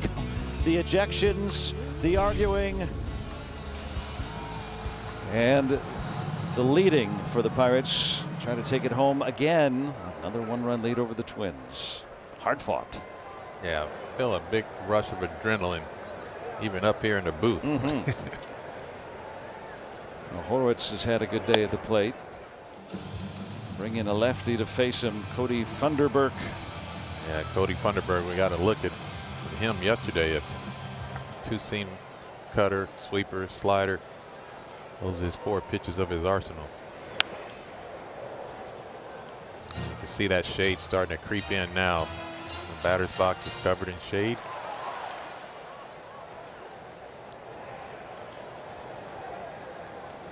Already a home run, leadoff home run today. Late afternoon turned evening now. So the reliever get him out of it. Pirates retake the lead in a wild one through 5, 8, 7 Buccos.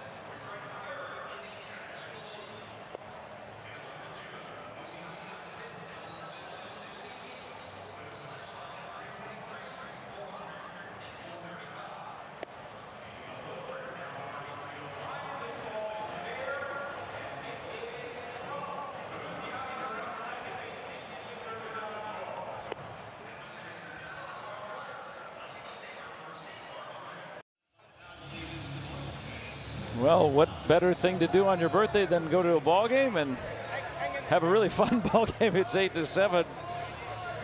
Pirates and Twins, and this Pirates pitching change presented by Valvoline and Instant Oil Change. Service you can see, experts you can trust.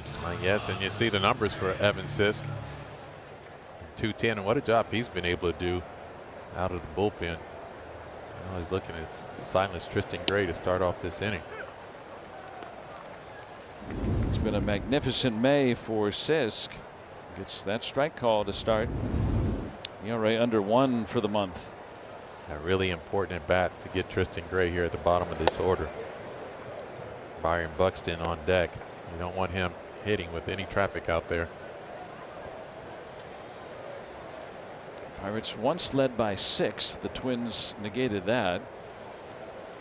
Pirates have come back, grabbed the lead again. Neither starter could get through 5.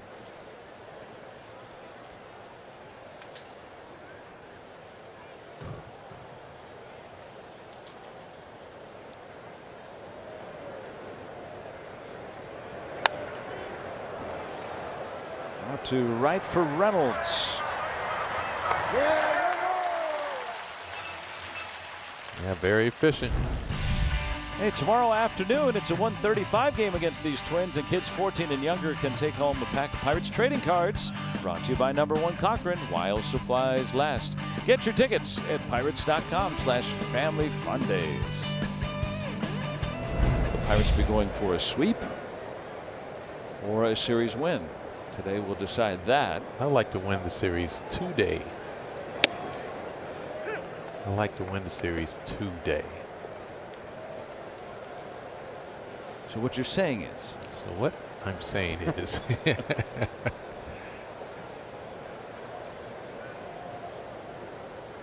Well, mission accomplished. Buxton bats with the bases empty. so far so good. Had the count early, 0-2. You like staying out of the middle of the plate with Byron Buxton.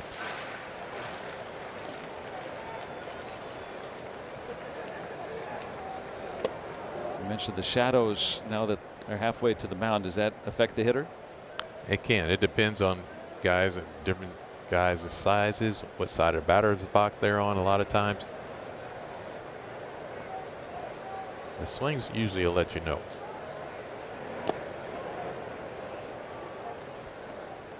Started and stopped on that Sisk curveball.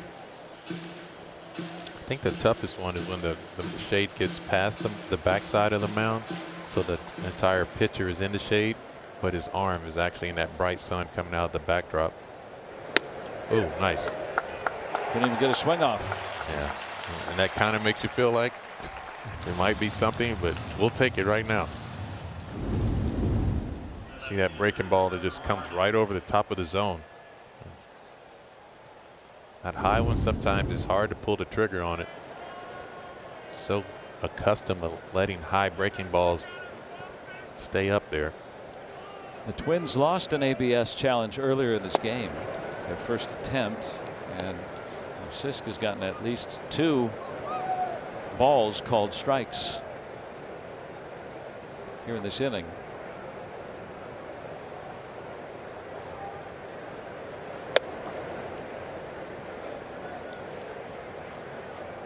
Larnach against lefties, 2 for 20.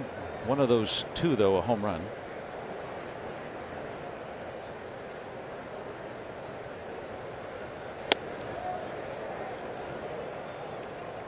I guess that's a front door breaking ball. Yeah, did not find the inside corner.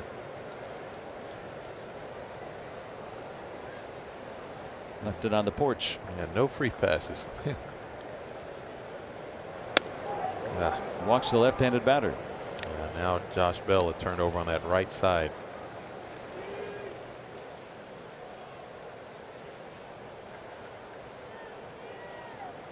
They'll have that 2-run double his last time up.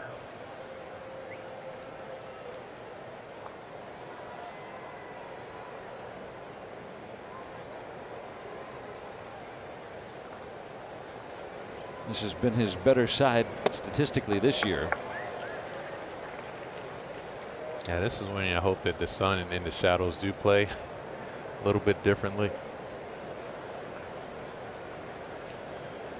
Team scored 15 runs in the first 5 innings before the shadows really took hold.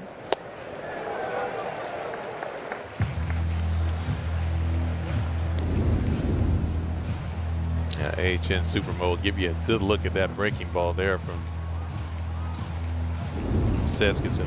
Really nasty. That's that back door where you want something down or away where Josh Bell can't get full extension. That's where all this power is.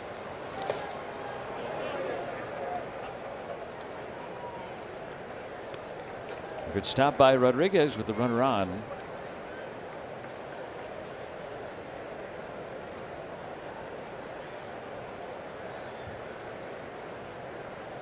Pirates just took the lead in the bottom of the 5th.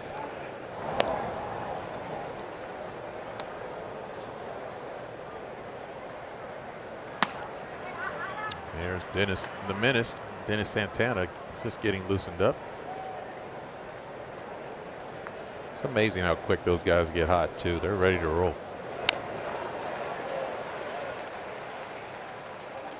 It's one thing I never got to do in my whole playing career is just spend some time in the bullpen just for like a few innings. I just like to see what all they do down there. And they call you in to pinch hit and you just come out of the bullpen. Just sprint.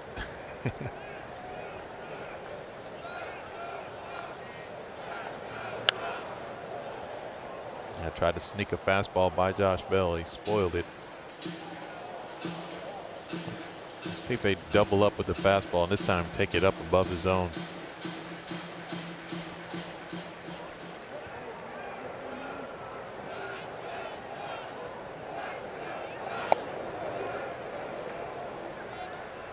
Now 2-2.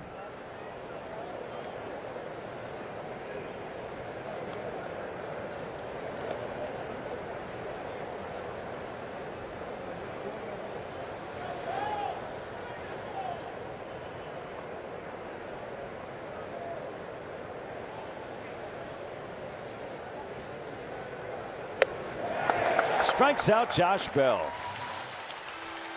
Pirates maintain the lead in the 6th. Let's recap what's happened so far in the game in our dashboard report presented by your Western PA GMC dealers. Well, a lot has happened.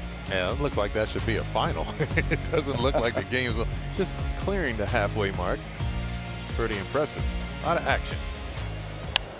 Tyler Callahan in the game because Brandon Lau was ejected. First at bat today.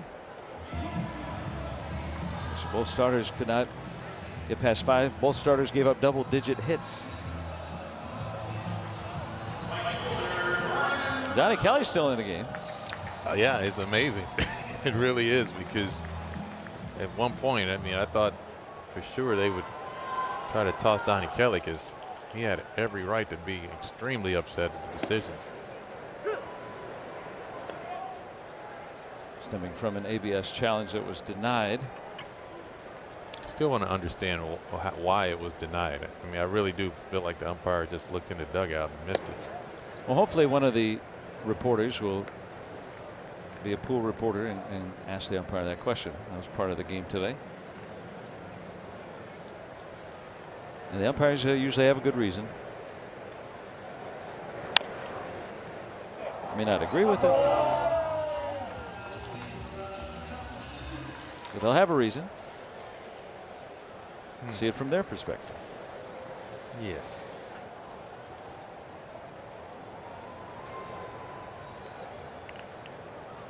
By the way, I like that you called him Alex Tossi instead of Tosi. I know. You did that on purpose. I did. I remember. He deserved that. 2-2 on Reynolds. He's been on base all 3 times today. And for the season, on base percentage over 400. One of the highest in the league.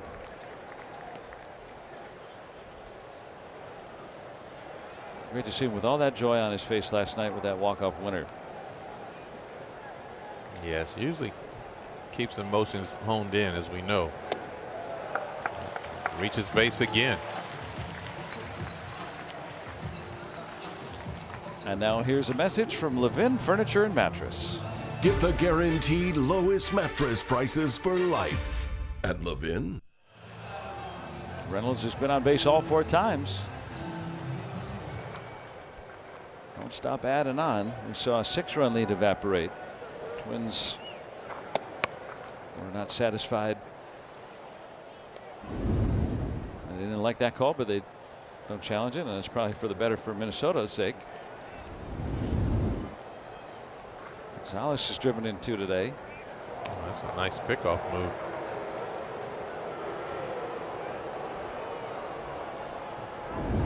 Kind of missed those good lefty. Funderburg has a nice little late. You see the late move? He challenged every bit of that 45-degree angle too, by the way. Base hit. Do it again. Nope. Well, Martin charged that nicely. He did. He cut down the distance, and that's textbook in this situation, a 1-run game. They did not want to see Brian Reynolds go first to third. Once again, Nick Gonzalez using the opposite side of the field. Shoots the ball through that gap. This is outfield play at its finest. Cut the distance down, get the throw off, shut down the runner. So first and second instead here with 1 out. Last time Cruz batted with 2 men on, he hit a home run. He has an opportunity to have a day. His success versus lefties. It was such a detriment last year. This year came in hitting at .319 against left-handed pitchers.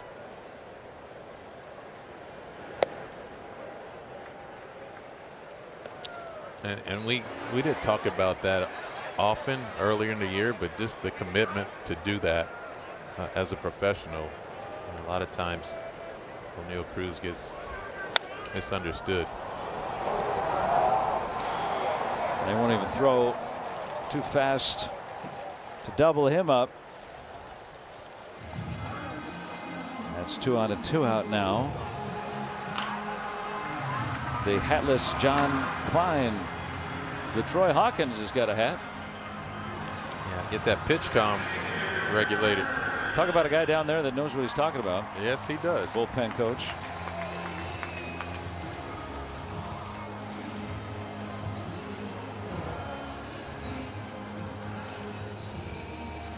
Mound visit. And you can stream Pirates games at home or on the go with SNP 360. Just go to getsnp360.com or scan the QR code. Log in with your provider and get direct access to live games plus all the Pittsburgh sports content you love. Bring the ballpark to you. Pirates have the lead, looking for more. Well, right now, Joe, I think one of the things we looked at, we shared earlier, Funderburg has a really nice pickoff move. O'Neill Cruz has to be really careful. Now there's an advantage to try to get in a scoring position here for Cruz. 2 outs. It is, but this is a good move. You have to be going on first contact, first movement from the pitcher.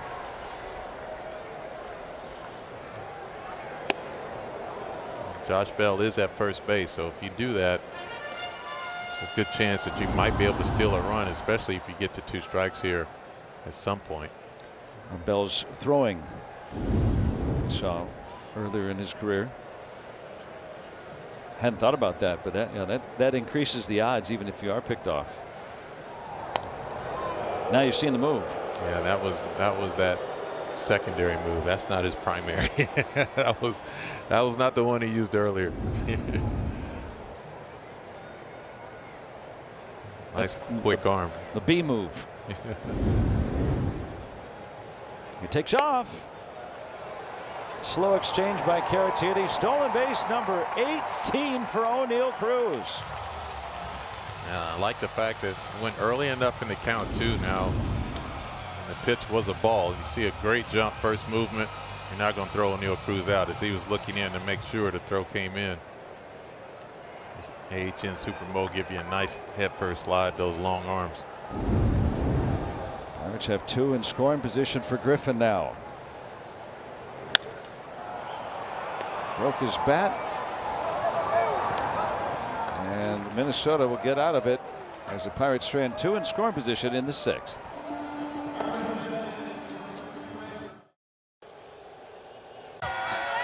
Pirates 8, Twins 7. 7th inning coming up on a Saturday evening. And the Bucs stole a base. Now you steal a deal. Scan on screen for $25 off at Valvoline Instant Oil Change. Thanks to O'Neal Cruz.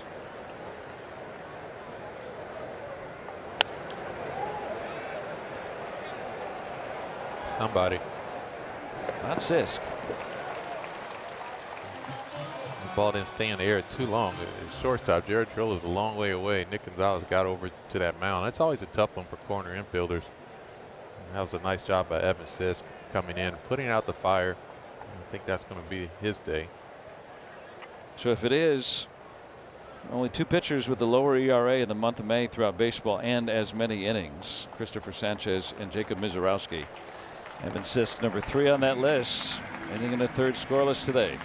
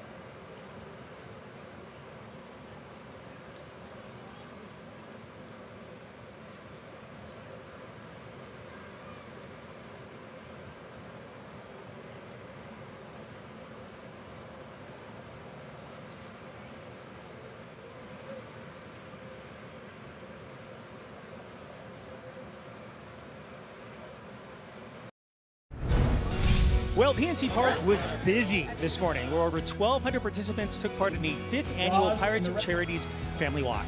Listen to this list: Don Kelly, Brandon Lau, Connor Griffin, Brandon Benoit, Mason Montgomery, Don Kelly, catching coach Jordan Comadina, GM Ben Charrington, and Pirates president Travis Williams, all in attendance. Net proceeds from the walk support Pirates Charities and AHN's Chill Mobile program, which visits regional schools, bringing mental health professionals to students and educators. And a lot more going on tomorrow here at PNC Park with A Glimmer of Hope, which is a really cool little clinic that the Pirates put together, and we'll be here to recap that for you tomorrow afternoon. Yeah, the women's baseball clinic tomorrow. Yeah. And today the family walk, 5th year now, great tradition forming. Dennis Santana. These Valvoline numbers that earned run average had been on the rise for a while. It looks like maybe starting to turn the corner here, and the Pirates need him to in a 1-run game. Yeah, it definitely does. This gives Dennis Santana an opportunity to really show all the work he's done just to really get back to that form we've grown so accustomed to. That's a good start right there. A nice slider at 87 miles per hour. Gets that swing and miss. And that's the one pitch that maybe left him for a while, but it's good to see it coming back. Yeah, see a little more depth in that one before. Slider kind of flattened out for him. You see that pitch right there. It's just tough to pick up. He uses that against lefties too.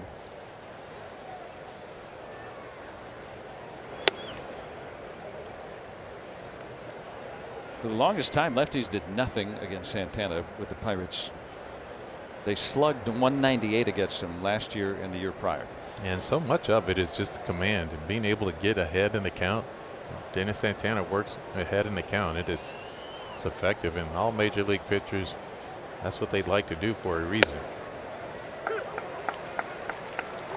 Even as good as major league hitters are, they do not hit well with 2 strikes. See this pitch at the top of the zone.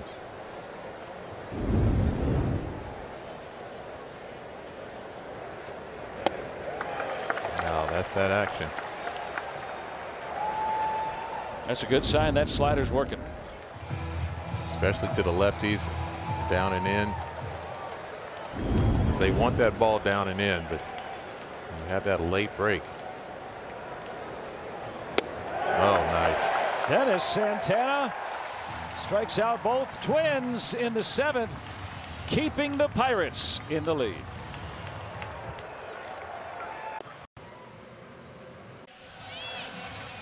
Score big on authentic gear at MLBshop.com. From official jerseys and memorabilia to hats and hoodies, we've got the season covered. Visit MLBshop.com/Pirates, the official source for your Pirates gear. We just got to get voice of the Penguins Joe Brandt some Pirates stuff. I mean, although it's not a bad option on a Saturday afternoon with your little one.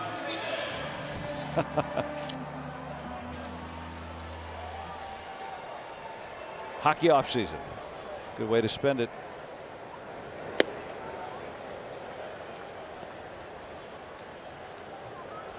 Yeah, Joe, this is the time of day I was more concerned about, is when that shadow gets on the backside of the mound. Now the pitcher's totally covered in the shade, but his arm action is in the sunlight, so you actually get sun and then shade. Spoken like an ex-hitter. Yeah, we're greedy like that. We want perfect conditions. No cold, 75. If it's a breeze, it has to be going out. You might have a lot of those boxes checked today. I mean, it's great weather with those shadows with the late afternoon start. But the Pirates have the advantage. The score holds. The Pirates will take the first 2 games. Oh, here's a good look. You see a good look. The arm, and the ball starts in the light and ends in the dark. It's a great look. How that looks to a hitter. Pirates did something with that batter's eye in center field too. It's a little bit more of a matte finish to it, so it's just not as reflective as years prior. Helps a little bit.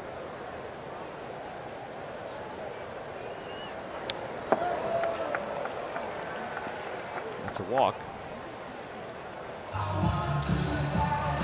Andy Rodriguez getting on about half the time so far this season. He really is. He does a good job at understanding the zone. Being a switch hitter, obviously, from both sides, it's always a struggle to be hot on both sides, but find a way to get on base. And now Jake Mangum, you might see him with a little push bunt opportunity here with Josh Bell at first base. You got the second baseman playing way up the middle. You got a left-hander on the mound. Andy Rodriguez takes off. Nice job. The running Bucks. First career stolen base for Andy Rodriguez.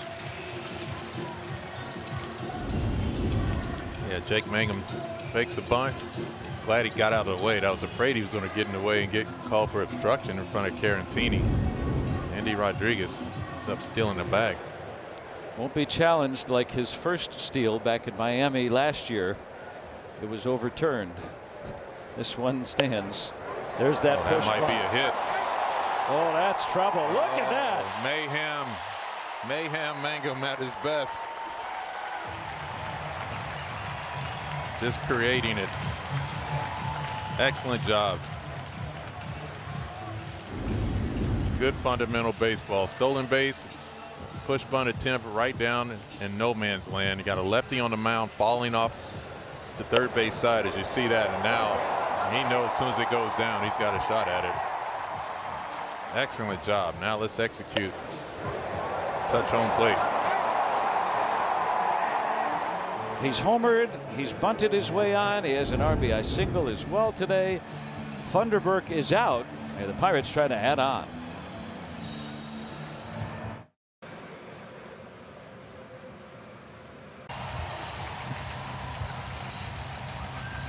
There's the other voice of the Penguins. Josh Getzoff is here today as well. And Dan Potash down on the sidelines. Danny, how about this? You brought all your friends with you. Yeah, but they're wearing shorts and sunglasses and hanging out and I didn't get the memo. I'm working. They're not. We don't know that you're not wearing shorts. We can only see your upper half here. So. Joe, I'm not wearing shorts. Oh. No, working, just like you guys. We're working. Oh, another stolen base. Mangum took off before that errant pitch there, and a stolen base to boot. What a day for Mangum. I see a great jump. That pitch is well outside. Caratini did a nice job just getting that ball in his glove. Jared Triolo has another opportunity to run her on scoring position. And that'll do it. Falling fast. It's down. Triolo with RBI number 4. Pirates lead by 2. Now you'll take that broken bat single anytime when you have a runner out there in scoring position. Time Jake Mangum had to hold on and make sure that catch wasn't made. Jared Triolo feels good about this broken bat. RBI. You hear the sound of it. The only time you care about that sound is when you pick up an RBI on the back end of it. That's right. Some firewood later. Andy Rodriguez drew the walk, stole his first base. Mangum stole a base. Horwitz with the leadoff homer today. He's got 2 hits. There goes Triolo. No chance for Caratini.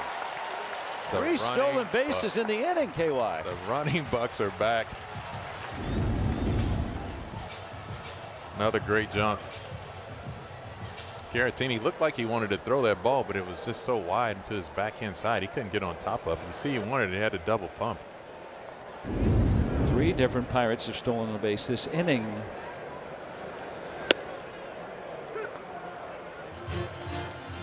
Off 2 different Twins pitchers. Taking advantage of John Klein in his 3rd major league game. Mangum with a homer, a bunt hit, and a steal today. First Pirate this decade to do that.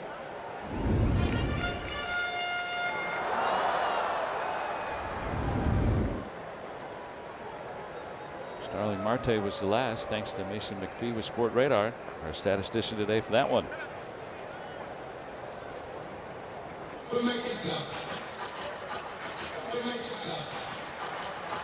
A 2-run game. The Twins came back from a 6-run deficit earlier to tie. Pirates have retaken the lead. Chance for a lot more.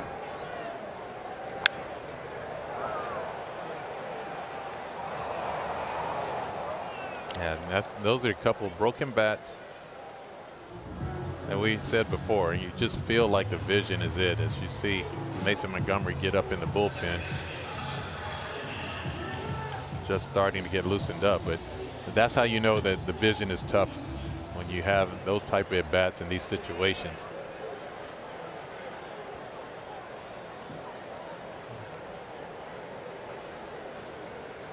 Now Callahan, he drove the ball his only time up.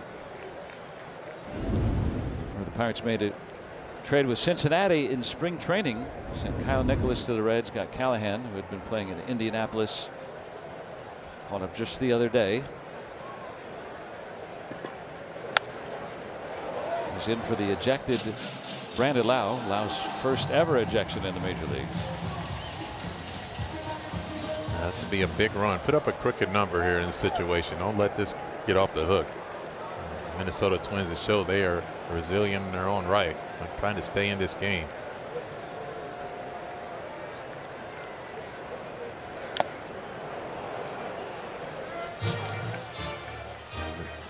Yeah, these are the swings that you can have that feeling. There's a changeup that runs away. You have to lock in so much focus when you're dealing with these elements.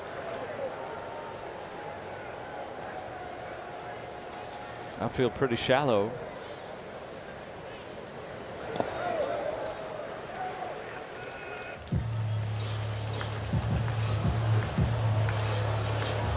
Any chance that Jake Mangum's not going on contact right here?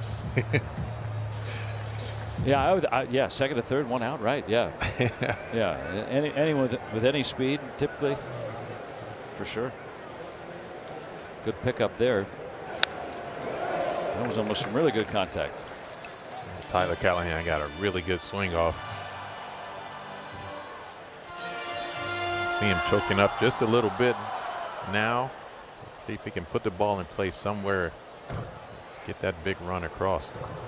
And if he does drive the ball deeply, it's going to be over the heads of those Twins outfielders. Work the count full. Now this would be really good. Full count. Brian Reynolds on deck hitting behind you. You're almost locked into the fastball. The young John Klein, you don't think he wants to go with anything else.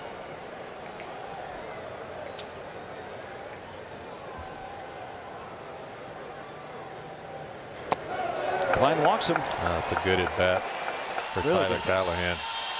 Pass the baton. You know, a young player, his first few handful of at bats with a new club, wants to do something. It's harder to walk, I would think. It is, especially in that situation. But like you said, a 3-2 count. It does not. You'd be surprised. 3-2 counts don't fare well very often. Now the red hot Reynolds toward the wall, and Martin hauls in the liner, but another run batted in for Brian Reynolds. 10-7 Buccos. Yeah, Brian Reynolds is the right guy at the right time right now. Just continues to pick up RBIs and have quality at bats. See an elevated pitch up in the zone. That's exactly what he wanted in that situation. When a man on third, less than 2 outs. Elevated pitch, make sure you get the barrel moving. Nice line drive to the warning track. 38 RBIs for Brian Reynolds. And you can see him frustrated. He's like, man, I just missed that one. I thought I could get it up in the air. But we got that crooked number we wanted. Pirates putting across 2 runs this inning. Reynolds already more than halfway to his total from last year. Callahan moving on the pitch.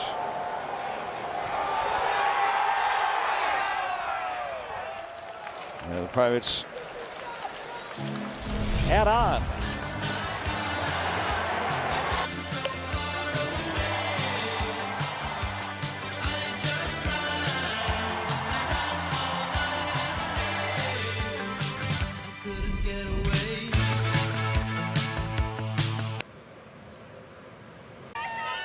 Pirates 10 and the Twins 7 on the UPMC scoreboard. Pirates baseball is presented by UPMC, the official healthcare provider of sports coverage on SNP. So they do add on. Bullpen has put up zeros. Now up to Mason Montgomery. Yeah, take a look at his numbers. What he's been able to do out of that pen. Fastball reaching up to 101 at times. Ramirez to Sisk to Santana. No reliever is allowed a hit, let alone a run yet. And the Pirates relentless offense, adding it again. Yeah, where's that high breaking ball strike we've been wanting? Thought that might be close. So if this is Montgomery to Soto, the Pirates have 2 lefties for the 8th and 9th respectively, but 2 lefties that can get righties out. Yeah, and that's what you have when you have good lefties in the bullpen. They actually throw hard. I mean, they have really good stuff. There's no doubt. Gregory Soto, 97 and 98, a wipeout slider. Mason Montgomery, that same thing. I mean, you can miss up in the zone and get swing and miss up there. As we said, I just love the fact that these guys just go out and attack the zone. There it is. Their righties are 3 for their last 32 against the lefty Montgomery.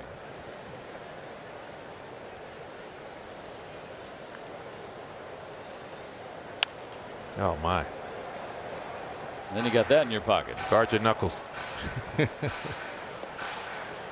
not that's the worst feeling as a hitter when you think you're on a pitch and you swing it and you feel it like touch your batting glove. So you're like, wait, what happened?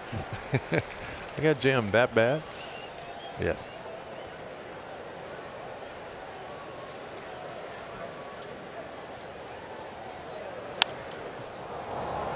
Yeah, just barely fair.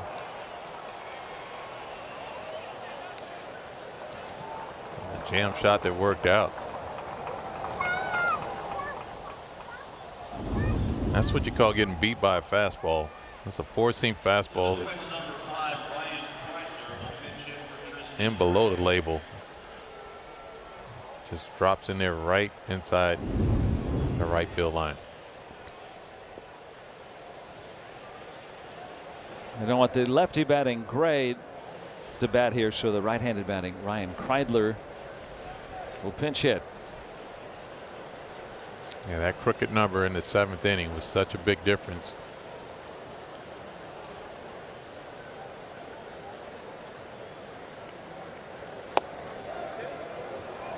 If it's a one-run game, you're facing the tying run as soon as the inning starts. Right. So important. Push across that extra run. Pirates did one better than that. Get two across.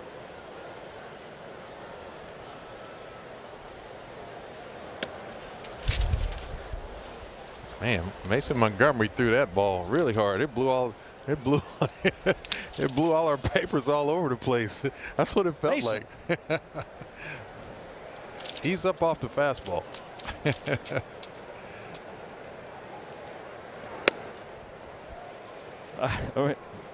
I got a flashback when we were in Chicago. Remember they do the air show? And they had the air show and they flew over. Oh. That's what it felt like when Mason Montgomery threw his pitch. All our papers just flew in our face. And we're like, wait, what just happened? Oh. I'm glad that happened in a commercial break. Well, the pinch hitter Kreidler will walk, and now the tying run does come up.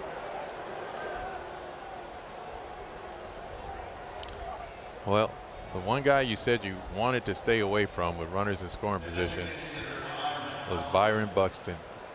Now he comes up with his team leading 17 home runs. So they're talking over a little bit here. 17 home runs, but for whatever reason, he has not hit well with the runners in scoring position. Well, I like our chances here. The elements are going to play. This is called home field advantage at its finest. Little sunlight in the background, little shade for the pitcher. And a guy that can bring some heat. And that's a great start. Got frozen on that fastball in the 6th inning.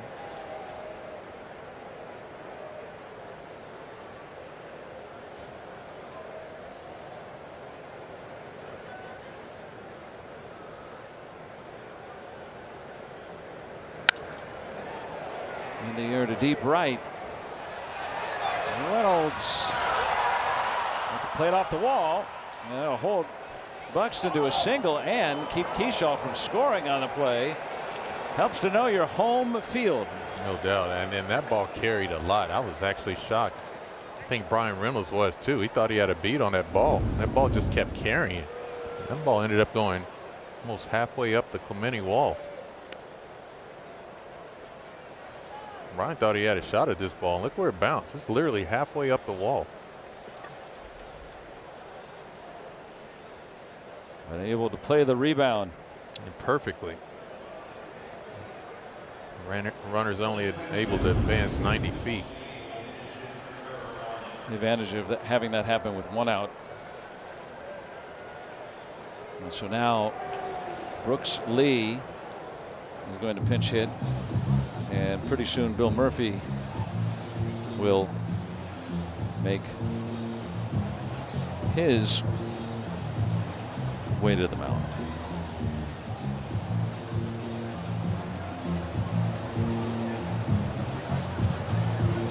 Brooks Lee is hitting .429 with runners in scoring position. All right, he's due for a ground ball double play then. They have that guy available right now. Typically their starting shortstop. keep him in reserve, and that's going to be the matchup as Soto starts to get up. I tell you, the Twins won't go away. They continue to keep scratching away. See the managers thinking through it. Donnie Kelly wanting that ground ball. Twins have not led in this game. Pirates had a 1-0 lead, and then they evened the score. The Pirates had a 7-1 lead, then the Twins evened the score. Good stop by Andy Rodriguez.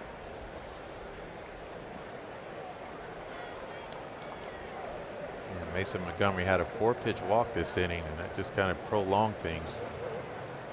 Now you'd like to see him get that ground ball, see if the Pirates can get out of here.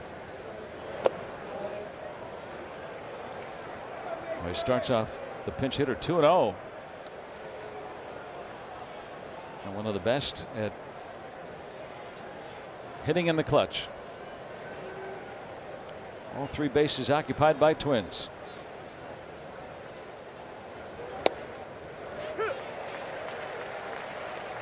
Tried to get the ground ball there, I think. Yeah, nice changeup.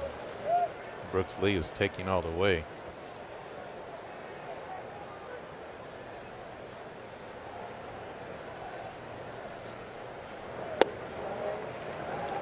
Nowhere to put him. It's 3-1.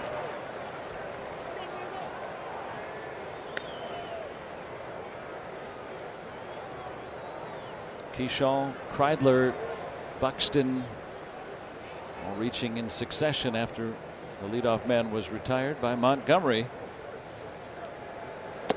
And Lee will walk. That forces in a run. Unable to find the strike zone. Now it's a 2-run game. Yeah, and things just got real interesting now. Well, what would you do here? You've got Dotel, who's down. Donnie Kelly said that before the game today. Majinski's on 4 days rest, but he's more of a long guy. Bedoya and Soto would be the only guys left.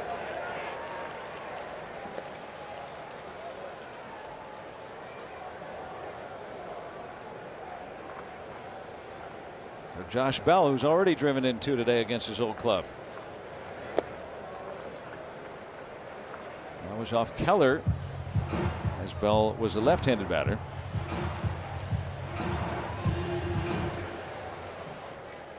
Bell turns 34 in August. If he does hit a ground ball, can't get out of the inning. Yeah.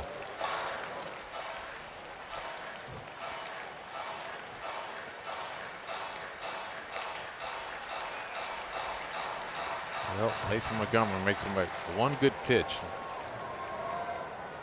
Hard ground ball to one of his infielders.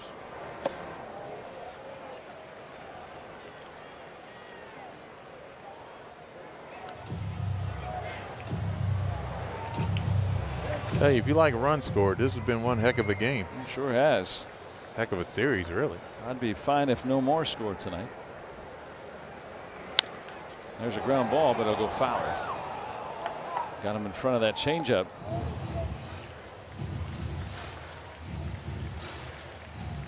What do? Try to throw your best pitch? Well, again, the high fastball is in play. Yeah, to me, that's Mason Montgomery's best pitch. If you want to get beat with your best pitch. Time to challenge if you think it's on, but must have been off. Yep. Well, there's nowhere to put him, and I said that last time, but Lee drew a walk with the bases loaded. 3-2 to Bell. A little weak ground ball. It's going to stay fair, but they can only get one out on it. Bell with his 3rd RBI today. It's a 1-run game. Well, now what do you do?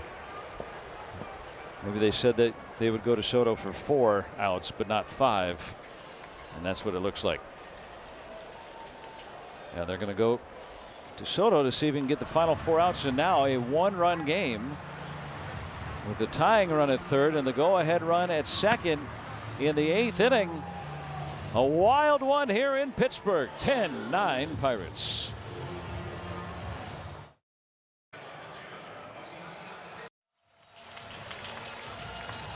Pirates aren't messing around. They're going to bring in Gregory Soto with the lead shrinking to 1.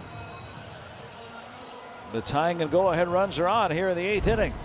And if you like baseball, this is what you come to watch games for. Opposing average at 114. You see Soto's ERA at 2.05. Those 32 strikeouts. This is going to be a really good matchup. So he'll go against Cody Clemens, who's on a cycle watch. Let him keep watching.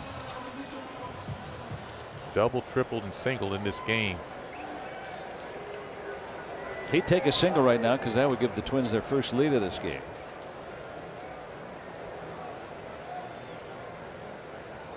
First time that Clemens has ever faced Soto.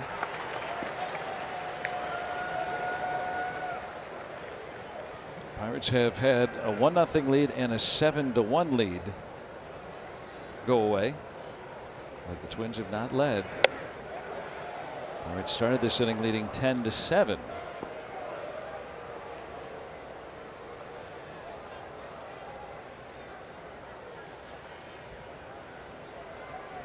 Buxton at third. Lee drew a walk with the bases loaded. He's at second.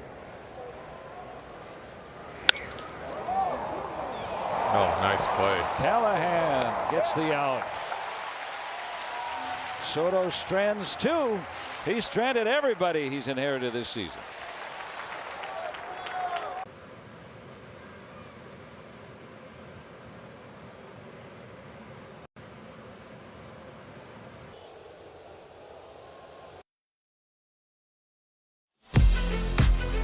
Pirates baseball on SNP is presented by Giant Eagle, your home team for groceries, and by Barrel Automotive, driven to be better.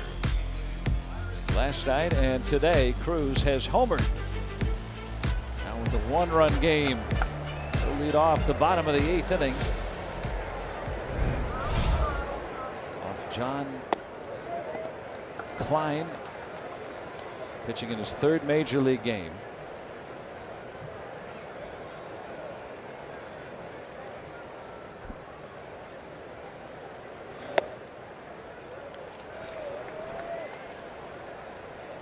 And Clemens goes from center to left field. Ryan Kreidler stays in the game to play center after pinch hitting. Brooks Lee to third, and Arcia moves from third to short.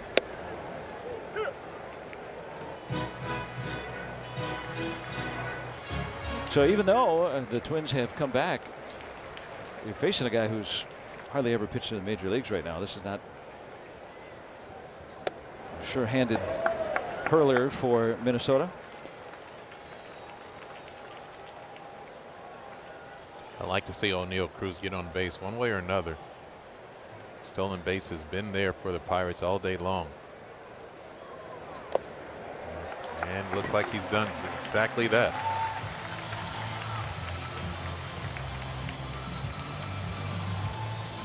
So he is on and has already stolen a base today. His steal was in the 6th inning. 3 different Pirates stole the base in the 7th inning. First time that they had done that in more than 3 years. Connor Griffin, 2 hits today. See if Cruz does take off. Almost an errant throw from young John Klein. I like Cruz's attentiveness on the throw back to the pitcher too. I see he wanted to go. That's a tough thing, obviously. Right-handed first baseman, it's always a lot tougher to make those tags. So O'Neill Cruz can. I always used to tell guys, if base stealers in particular, right-handed first baseman, go ahead and take you a little extra 1.5 lead. You know, extend your lead a little bit more. Oh, because that throw's coming in on the far side. Lefties can let the ball to get deep and travel a little better.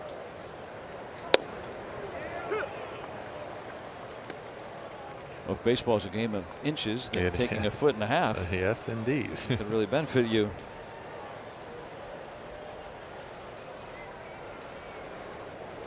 How many times have I said this today? Pirates trying to add on.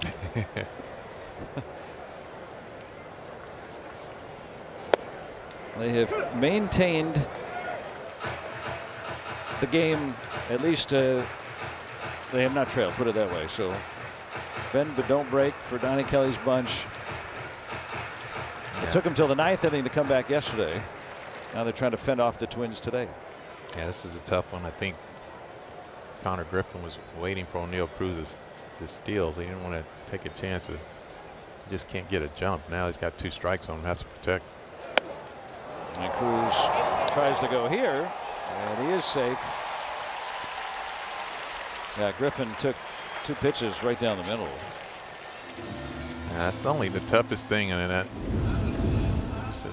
Talk to guys like Tony Womack, but looking to jump. He does a good job of just getting to top speed quickly. Carantini got rid of that ball really quick. Man, that was way closer. Minnesota is challenging the safe call at second base. So close, in fact, that Derek Shelton wants to look at it. Yeah, Griffin being a good teammate, taking those pitches. Show the umpires in New York. We'll take a look. Yeah, that was close. Call on the field was safe. Have to be something that definitively shows that the tag beat Cruz's fingers in there. Yeah, that was about as close as you can get. And at this stage of the game, if you're Minnesota, why not? Yeah, you might as well use it. You see, when you go head first, as soon as those hands get into the dirt, you start decelerating. That's our word of the day. That's a 5-syllable word. I like that. That's like worth 84 points to Scrabble. Don't tell my daughter that. I edged her on Monday. That's so close. We've not had a lot of luck in New York lately, though. Last week, it felt like every call that's gone against us. Umpires love the Pirates. It's fine. After review, the call on the field stands. The runner is safe. Minnesota will lose the challenge. Yeah, might as well. It was very close. Yeah, it was very close. About as close as you can get. 2 more steals for Cruz today. He has 19. Good tag by Keishel, though. Not to interrupt you, Joe. That was just a really good tag. He got that tag down really quick, but you just can't tell. He got there before O'Neill Cruz. Now up to Endy Rodriguez with 1 out.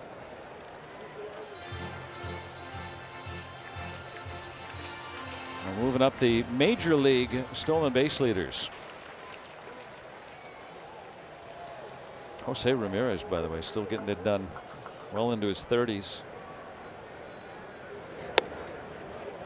Yeah, that's the one thing that O'Neill Cruz does. He continues to get older, too. Obviously, playing in the outfield, the wear and tear on your body and on your legs. I mean, the stolen bases will decline, and then he'll start picking his spots when the team needs the stolen base more than anything. And I think that's what you have right now. He's still good to go.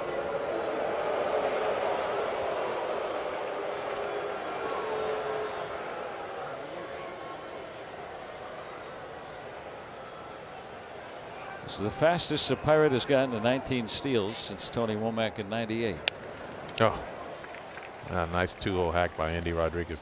And going back to Tony Womack, that was the one thing we talked about before, as he was a leadoff hitter, and it's, you know, taking pitches for him to steal a base. A lot of times it's really tough, especially for run producers, because you want to get a good hit. I'm like, hey Tony, you're already in scoring position. Right there at first base. Yeah, if you hit it out, you score, Tony. Out to left. Clemens gets a second out. Jake Mangum is coming up, and it's time for the North Star Chevrolet Buick and GMC star of the game. It's Mangum. Yeah, Mayhem Mangum. He got the start early, hitting a home run, and another RBI there, and then what a bunt for a base hit.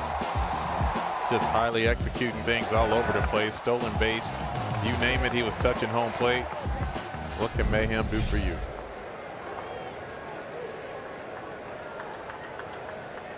Find out here. He's got 3 hits today, 2 RBIs, a steal.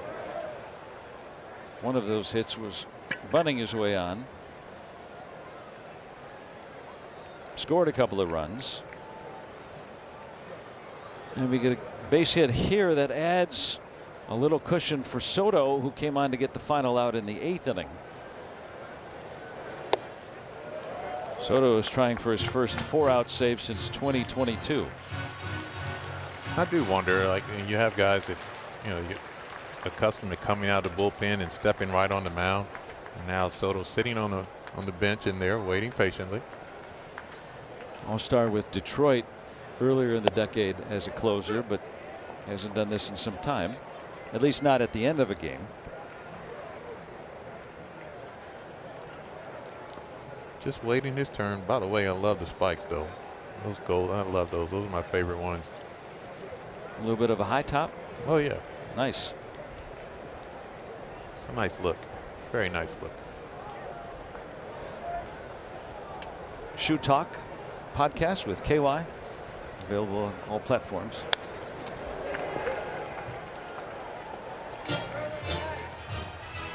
This is where Jake Mangum can get dangerous because he puts the ball in play literally from foul pole to foul pole. All right, now, what do you think there? Yeah, you know, it's okay. They move fast. Oh, nice hack. I wanted him to have like a Hawaiian print pattern in a caterpillar mustache. He's from Mississippi. And then there's O'Neal Cruz. Look like video game shoes there. Got the red accents. Definitely. Red has found his way back in the Pirate uniform.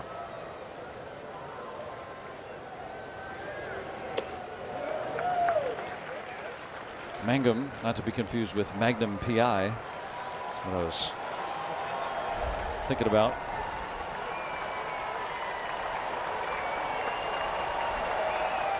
Well, if he can get on, it's Triolo next. Triolo's driven in a run today.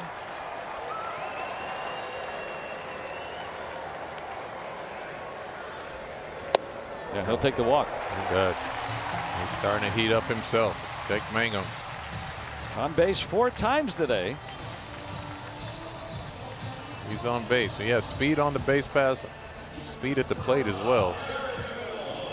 See if Jared Triolo finds himself another RBI. Carantini will step out in front of the plate, give a signal for which base runner they want to attempt to throw down to in case a stolen base attempt happens.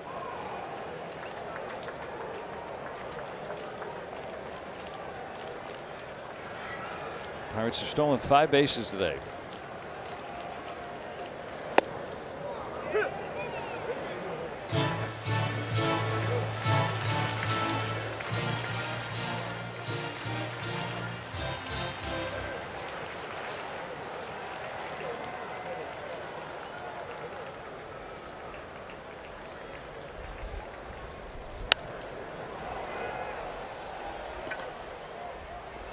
And now 2 strikes. So 2 walks in the inning by Klein. Just 2 big league games before. Was called up today from St. Paul.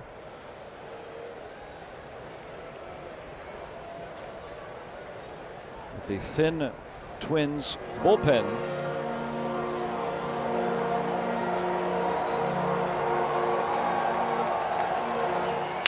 Oh my.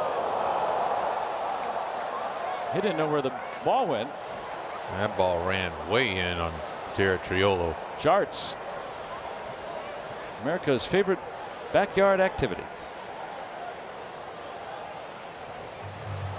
This is when I just would say, you have a vision problem. These are the type of things that happen. You can't see the release point necessarily. We've seen several broken bats over the last inning and a half, but this ball just kind of run in. That has to be the most helpless feeling because you have no idea where everything went. A splendid splinter. That's all that was left of that bat. Started swinging a 32-ounce bat and it turned into just nothing. 2 on and 2 out, 2 strikes. Klein with a look.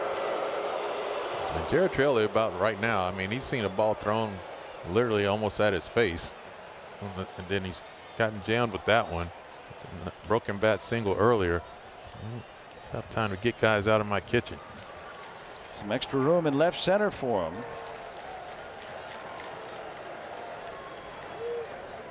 Cruz getting a big lead. Another broken bat. Now the Pirates will take a 1-run lead going to the 9th inning. Gregory Soto on to try to save it. Final game of the homestand tomorrow afternoon here at PNC Park. Braxton Ashcraft will start for the Pirates, and the Twins will send out Zebby Matthews. Our coverage starts at 12:30 right here on Sportsnet Pittsburgh, and always streaming on SNP 360. So Gregory Soto came on and got the final out in the 8th inning through 2 pitches, looking for his first 4-out save in 4 years. 5, 6, and 7 hitters due up. Austin Martin 0 for 4 today.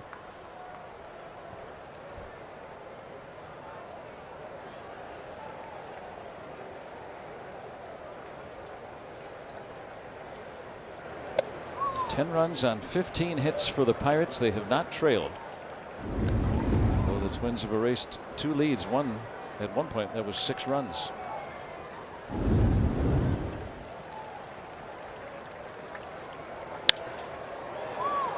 Right to right.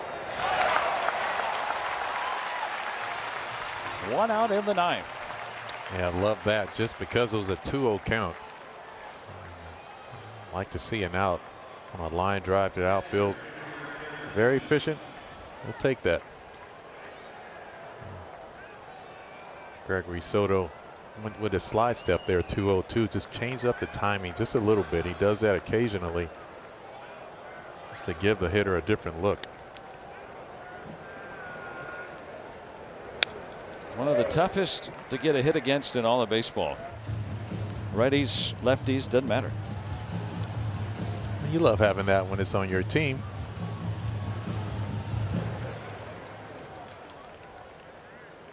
He's been a great pickup. Free agency. Oh man, now that slider, that's that back foot slider. You're geared up for that fastball. Look at that. He couldn't. All he can do is swing through it or hook it foul over the dugout.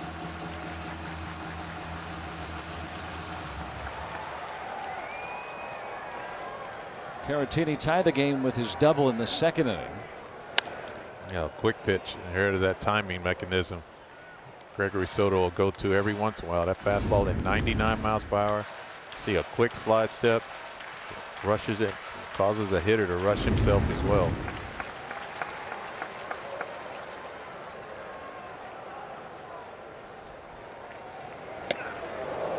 Almost hit him. Now 1-2.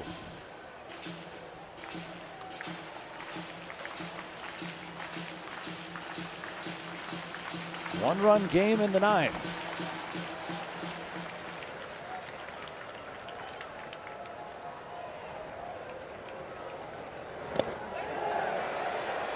No on the appeal.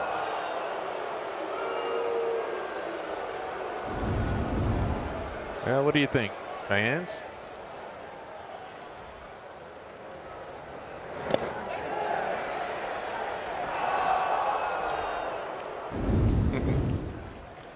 Got to do it again. Again on that fastball, 99. Caratini, veteran hitter. Twins toward the bottom of the order here don't have anybody with big power, but you know, 1-run game, anything can happen. Soto trying to take care of business in the 9th. It's 3-2 on Caratini. One guy that can run into one is Arcia. He's the one guy that does have some pop. I mean, Pirate fans have got used to seeing him many a times in the NL Central. Andy Rodriguez wants to talk over this 3-2 pitch. Remember, the Pirates came from behind last night to win it. 2-run home run by Reynolds. Now they're the ones with a 1-run lead entering the 9th. Soto got the final man of the 8th inning. Ramirez, Sisk, and Santana did not allow a hit nor a run. Montgomery gave up 2 in 2/3. to narrow the margin. Yeah, I do like that trip by Andy Rodriguez. So a number of pitches there for Gregory Soto, foul balls. Just kind of slow things down, take your time, make sure you execute one pitch here. Pitch number 8 of this at bat. And it's a walk. Now the tying run is on. And Arcia, who had 8 home runs at St. Paul where he began the season.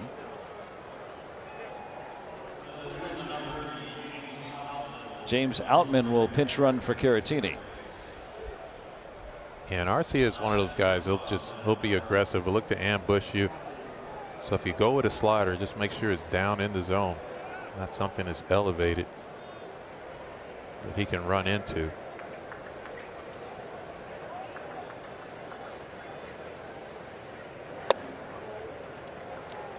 Down and in with the slider. Arcia has faced Soto 4 times. He has struck out 3 and walked once. Longtime Brewer, Arcia. Yeah, taking all the way.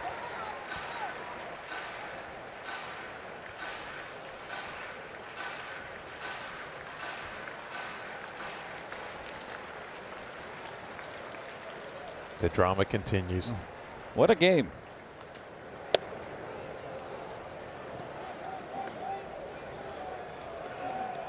Now 2-1.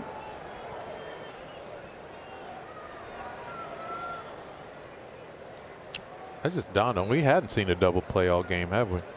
Speak it into existence. In the air to deep left. Mangum heading toward the notch. Able to get that ball for the second out.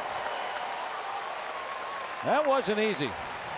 Jake Mangum, he's made his statement on this game.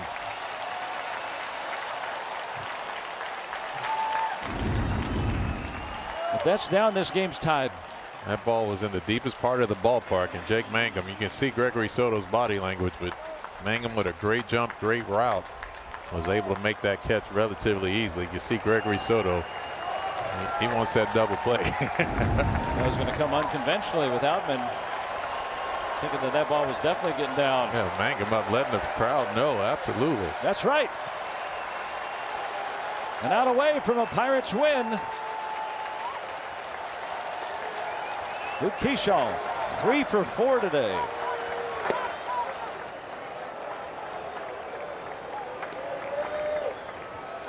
Soto trying for the 4-out save.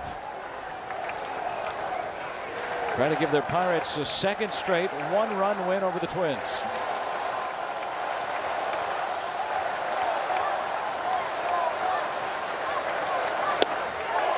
Whew. That's fire. That is. Each swing and miss, you're going to see a little bit more adrenaline flowing.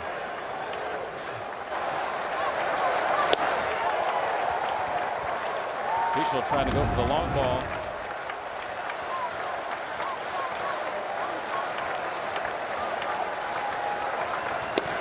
Oh my. This is a great time for the fans to let them know it. 99 miles per hour down at the knees.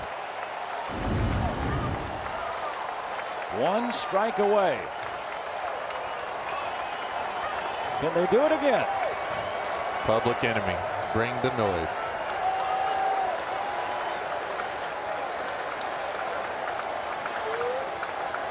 Soto fires 100 miles an hour. Got to try to do it again.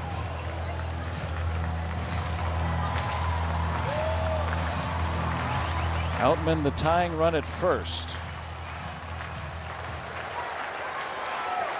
A strike away from shaking hands. Now toward the wall. Reynolds. The Pirates beat the Twins by the thinnest of margins. but yet they had them all the way. The Bucks Bats beat Minnesota today. They really did. If you like offense, you came to the right spot. A lot of offense in this game. The Pirates had a little bit more offense than the Twins, and you'd love to see that. Jake Mangum doing a wonderful job of just impacting this game. Brian Reynolds continues to stay hot and swinging a good bat. What a nice job of bouncing back. The bullpen held strong just enough to make sure they got the right guys in there to finish it off. That was a big game, a big win, and win the series. Look at the look of relief. Just one of those games where everybody has to contribute, and they did. That's right. Take your shirt off, wave it around. And in a season where the Pirates continue to be in the mix, Jake Mangum helping to lead the charge today. Doing it with the glove, with the wheels, and with the bat. Yeah, we're getting kind of streaky. I like the sound of this. Putting together some streaks. Nicely set up for one of the hottest pitchers in baseball, Braxton Ashcraft, to take the rubber tomorrow in the finale. So really good job by the Pirates winning the series in the game 2. Take your cones and bring them back later. The Pirates with an opportunity to sweep behind Ashcraft tomorrow. They won last night coming from behind in the 9th. They win tonight by keeping the Twins from taking the lead in the 9th. Both one-run wins, and it all started with a bang, and Dan Potash has his player of the game. All right, Joe, thank you very much. Of course, the Pirates winning it in thrilling fashion last night with a no-doubter of a walk-off home run by Brian Reynolds. Starting things today, Spencer, with a no-doubter from you. And I say that because of the way your head ripped back towards the dugout. Did it feel as good as it looked, or why did it feel as good as it looked? Yeah, it was a good start to the day. Wanted to get the guys going and get them a little kickstart, and hopefully it helped, and the offense was relentless today. You know, your offense over this month has been pretty good. The last 22 games, batting well over 350, 4 home runs. Does the ball just look like a beach ball for you? I mean, you hit a four-seam fastball for the home run. Are you hitting almost everything? Just the work before the game and the coaches and trusting the guys, trusting myself, and yeah, the results look pretty good right now. As far as long balls are concerned, this team now has 66. What does it mean to know that you guys can lean on that kind of power, or at least look forward to it, to kind of stay in pace with some of these games? Yeah, it's just relying on each other, and everyone knows they don't have to be the guy, and if they don't come up that time, then you can just pass it on to the next guy and trust that they're going to get it done behind you. Ready to wrap things up tomorrow with a little sweep? Sweep would be nice.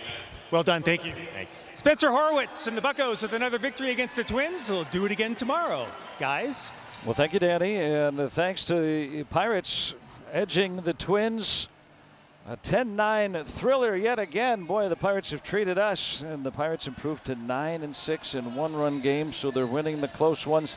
The bullpen starts to find its footing as well today for the most part.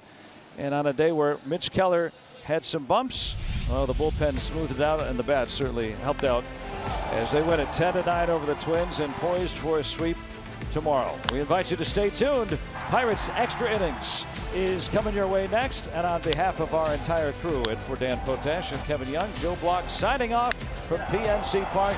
The Pirates beat the Twins 10-9 here today.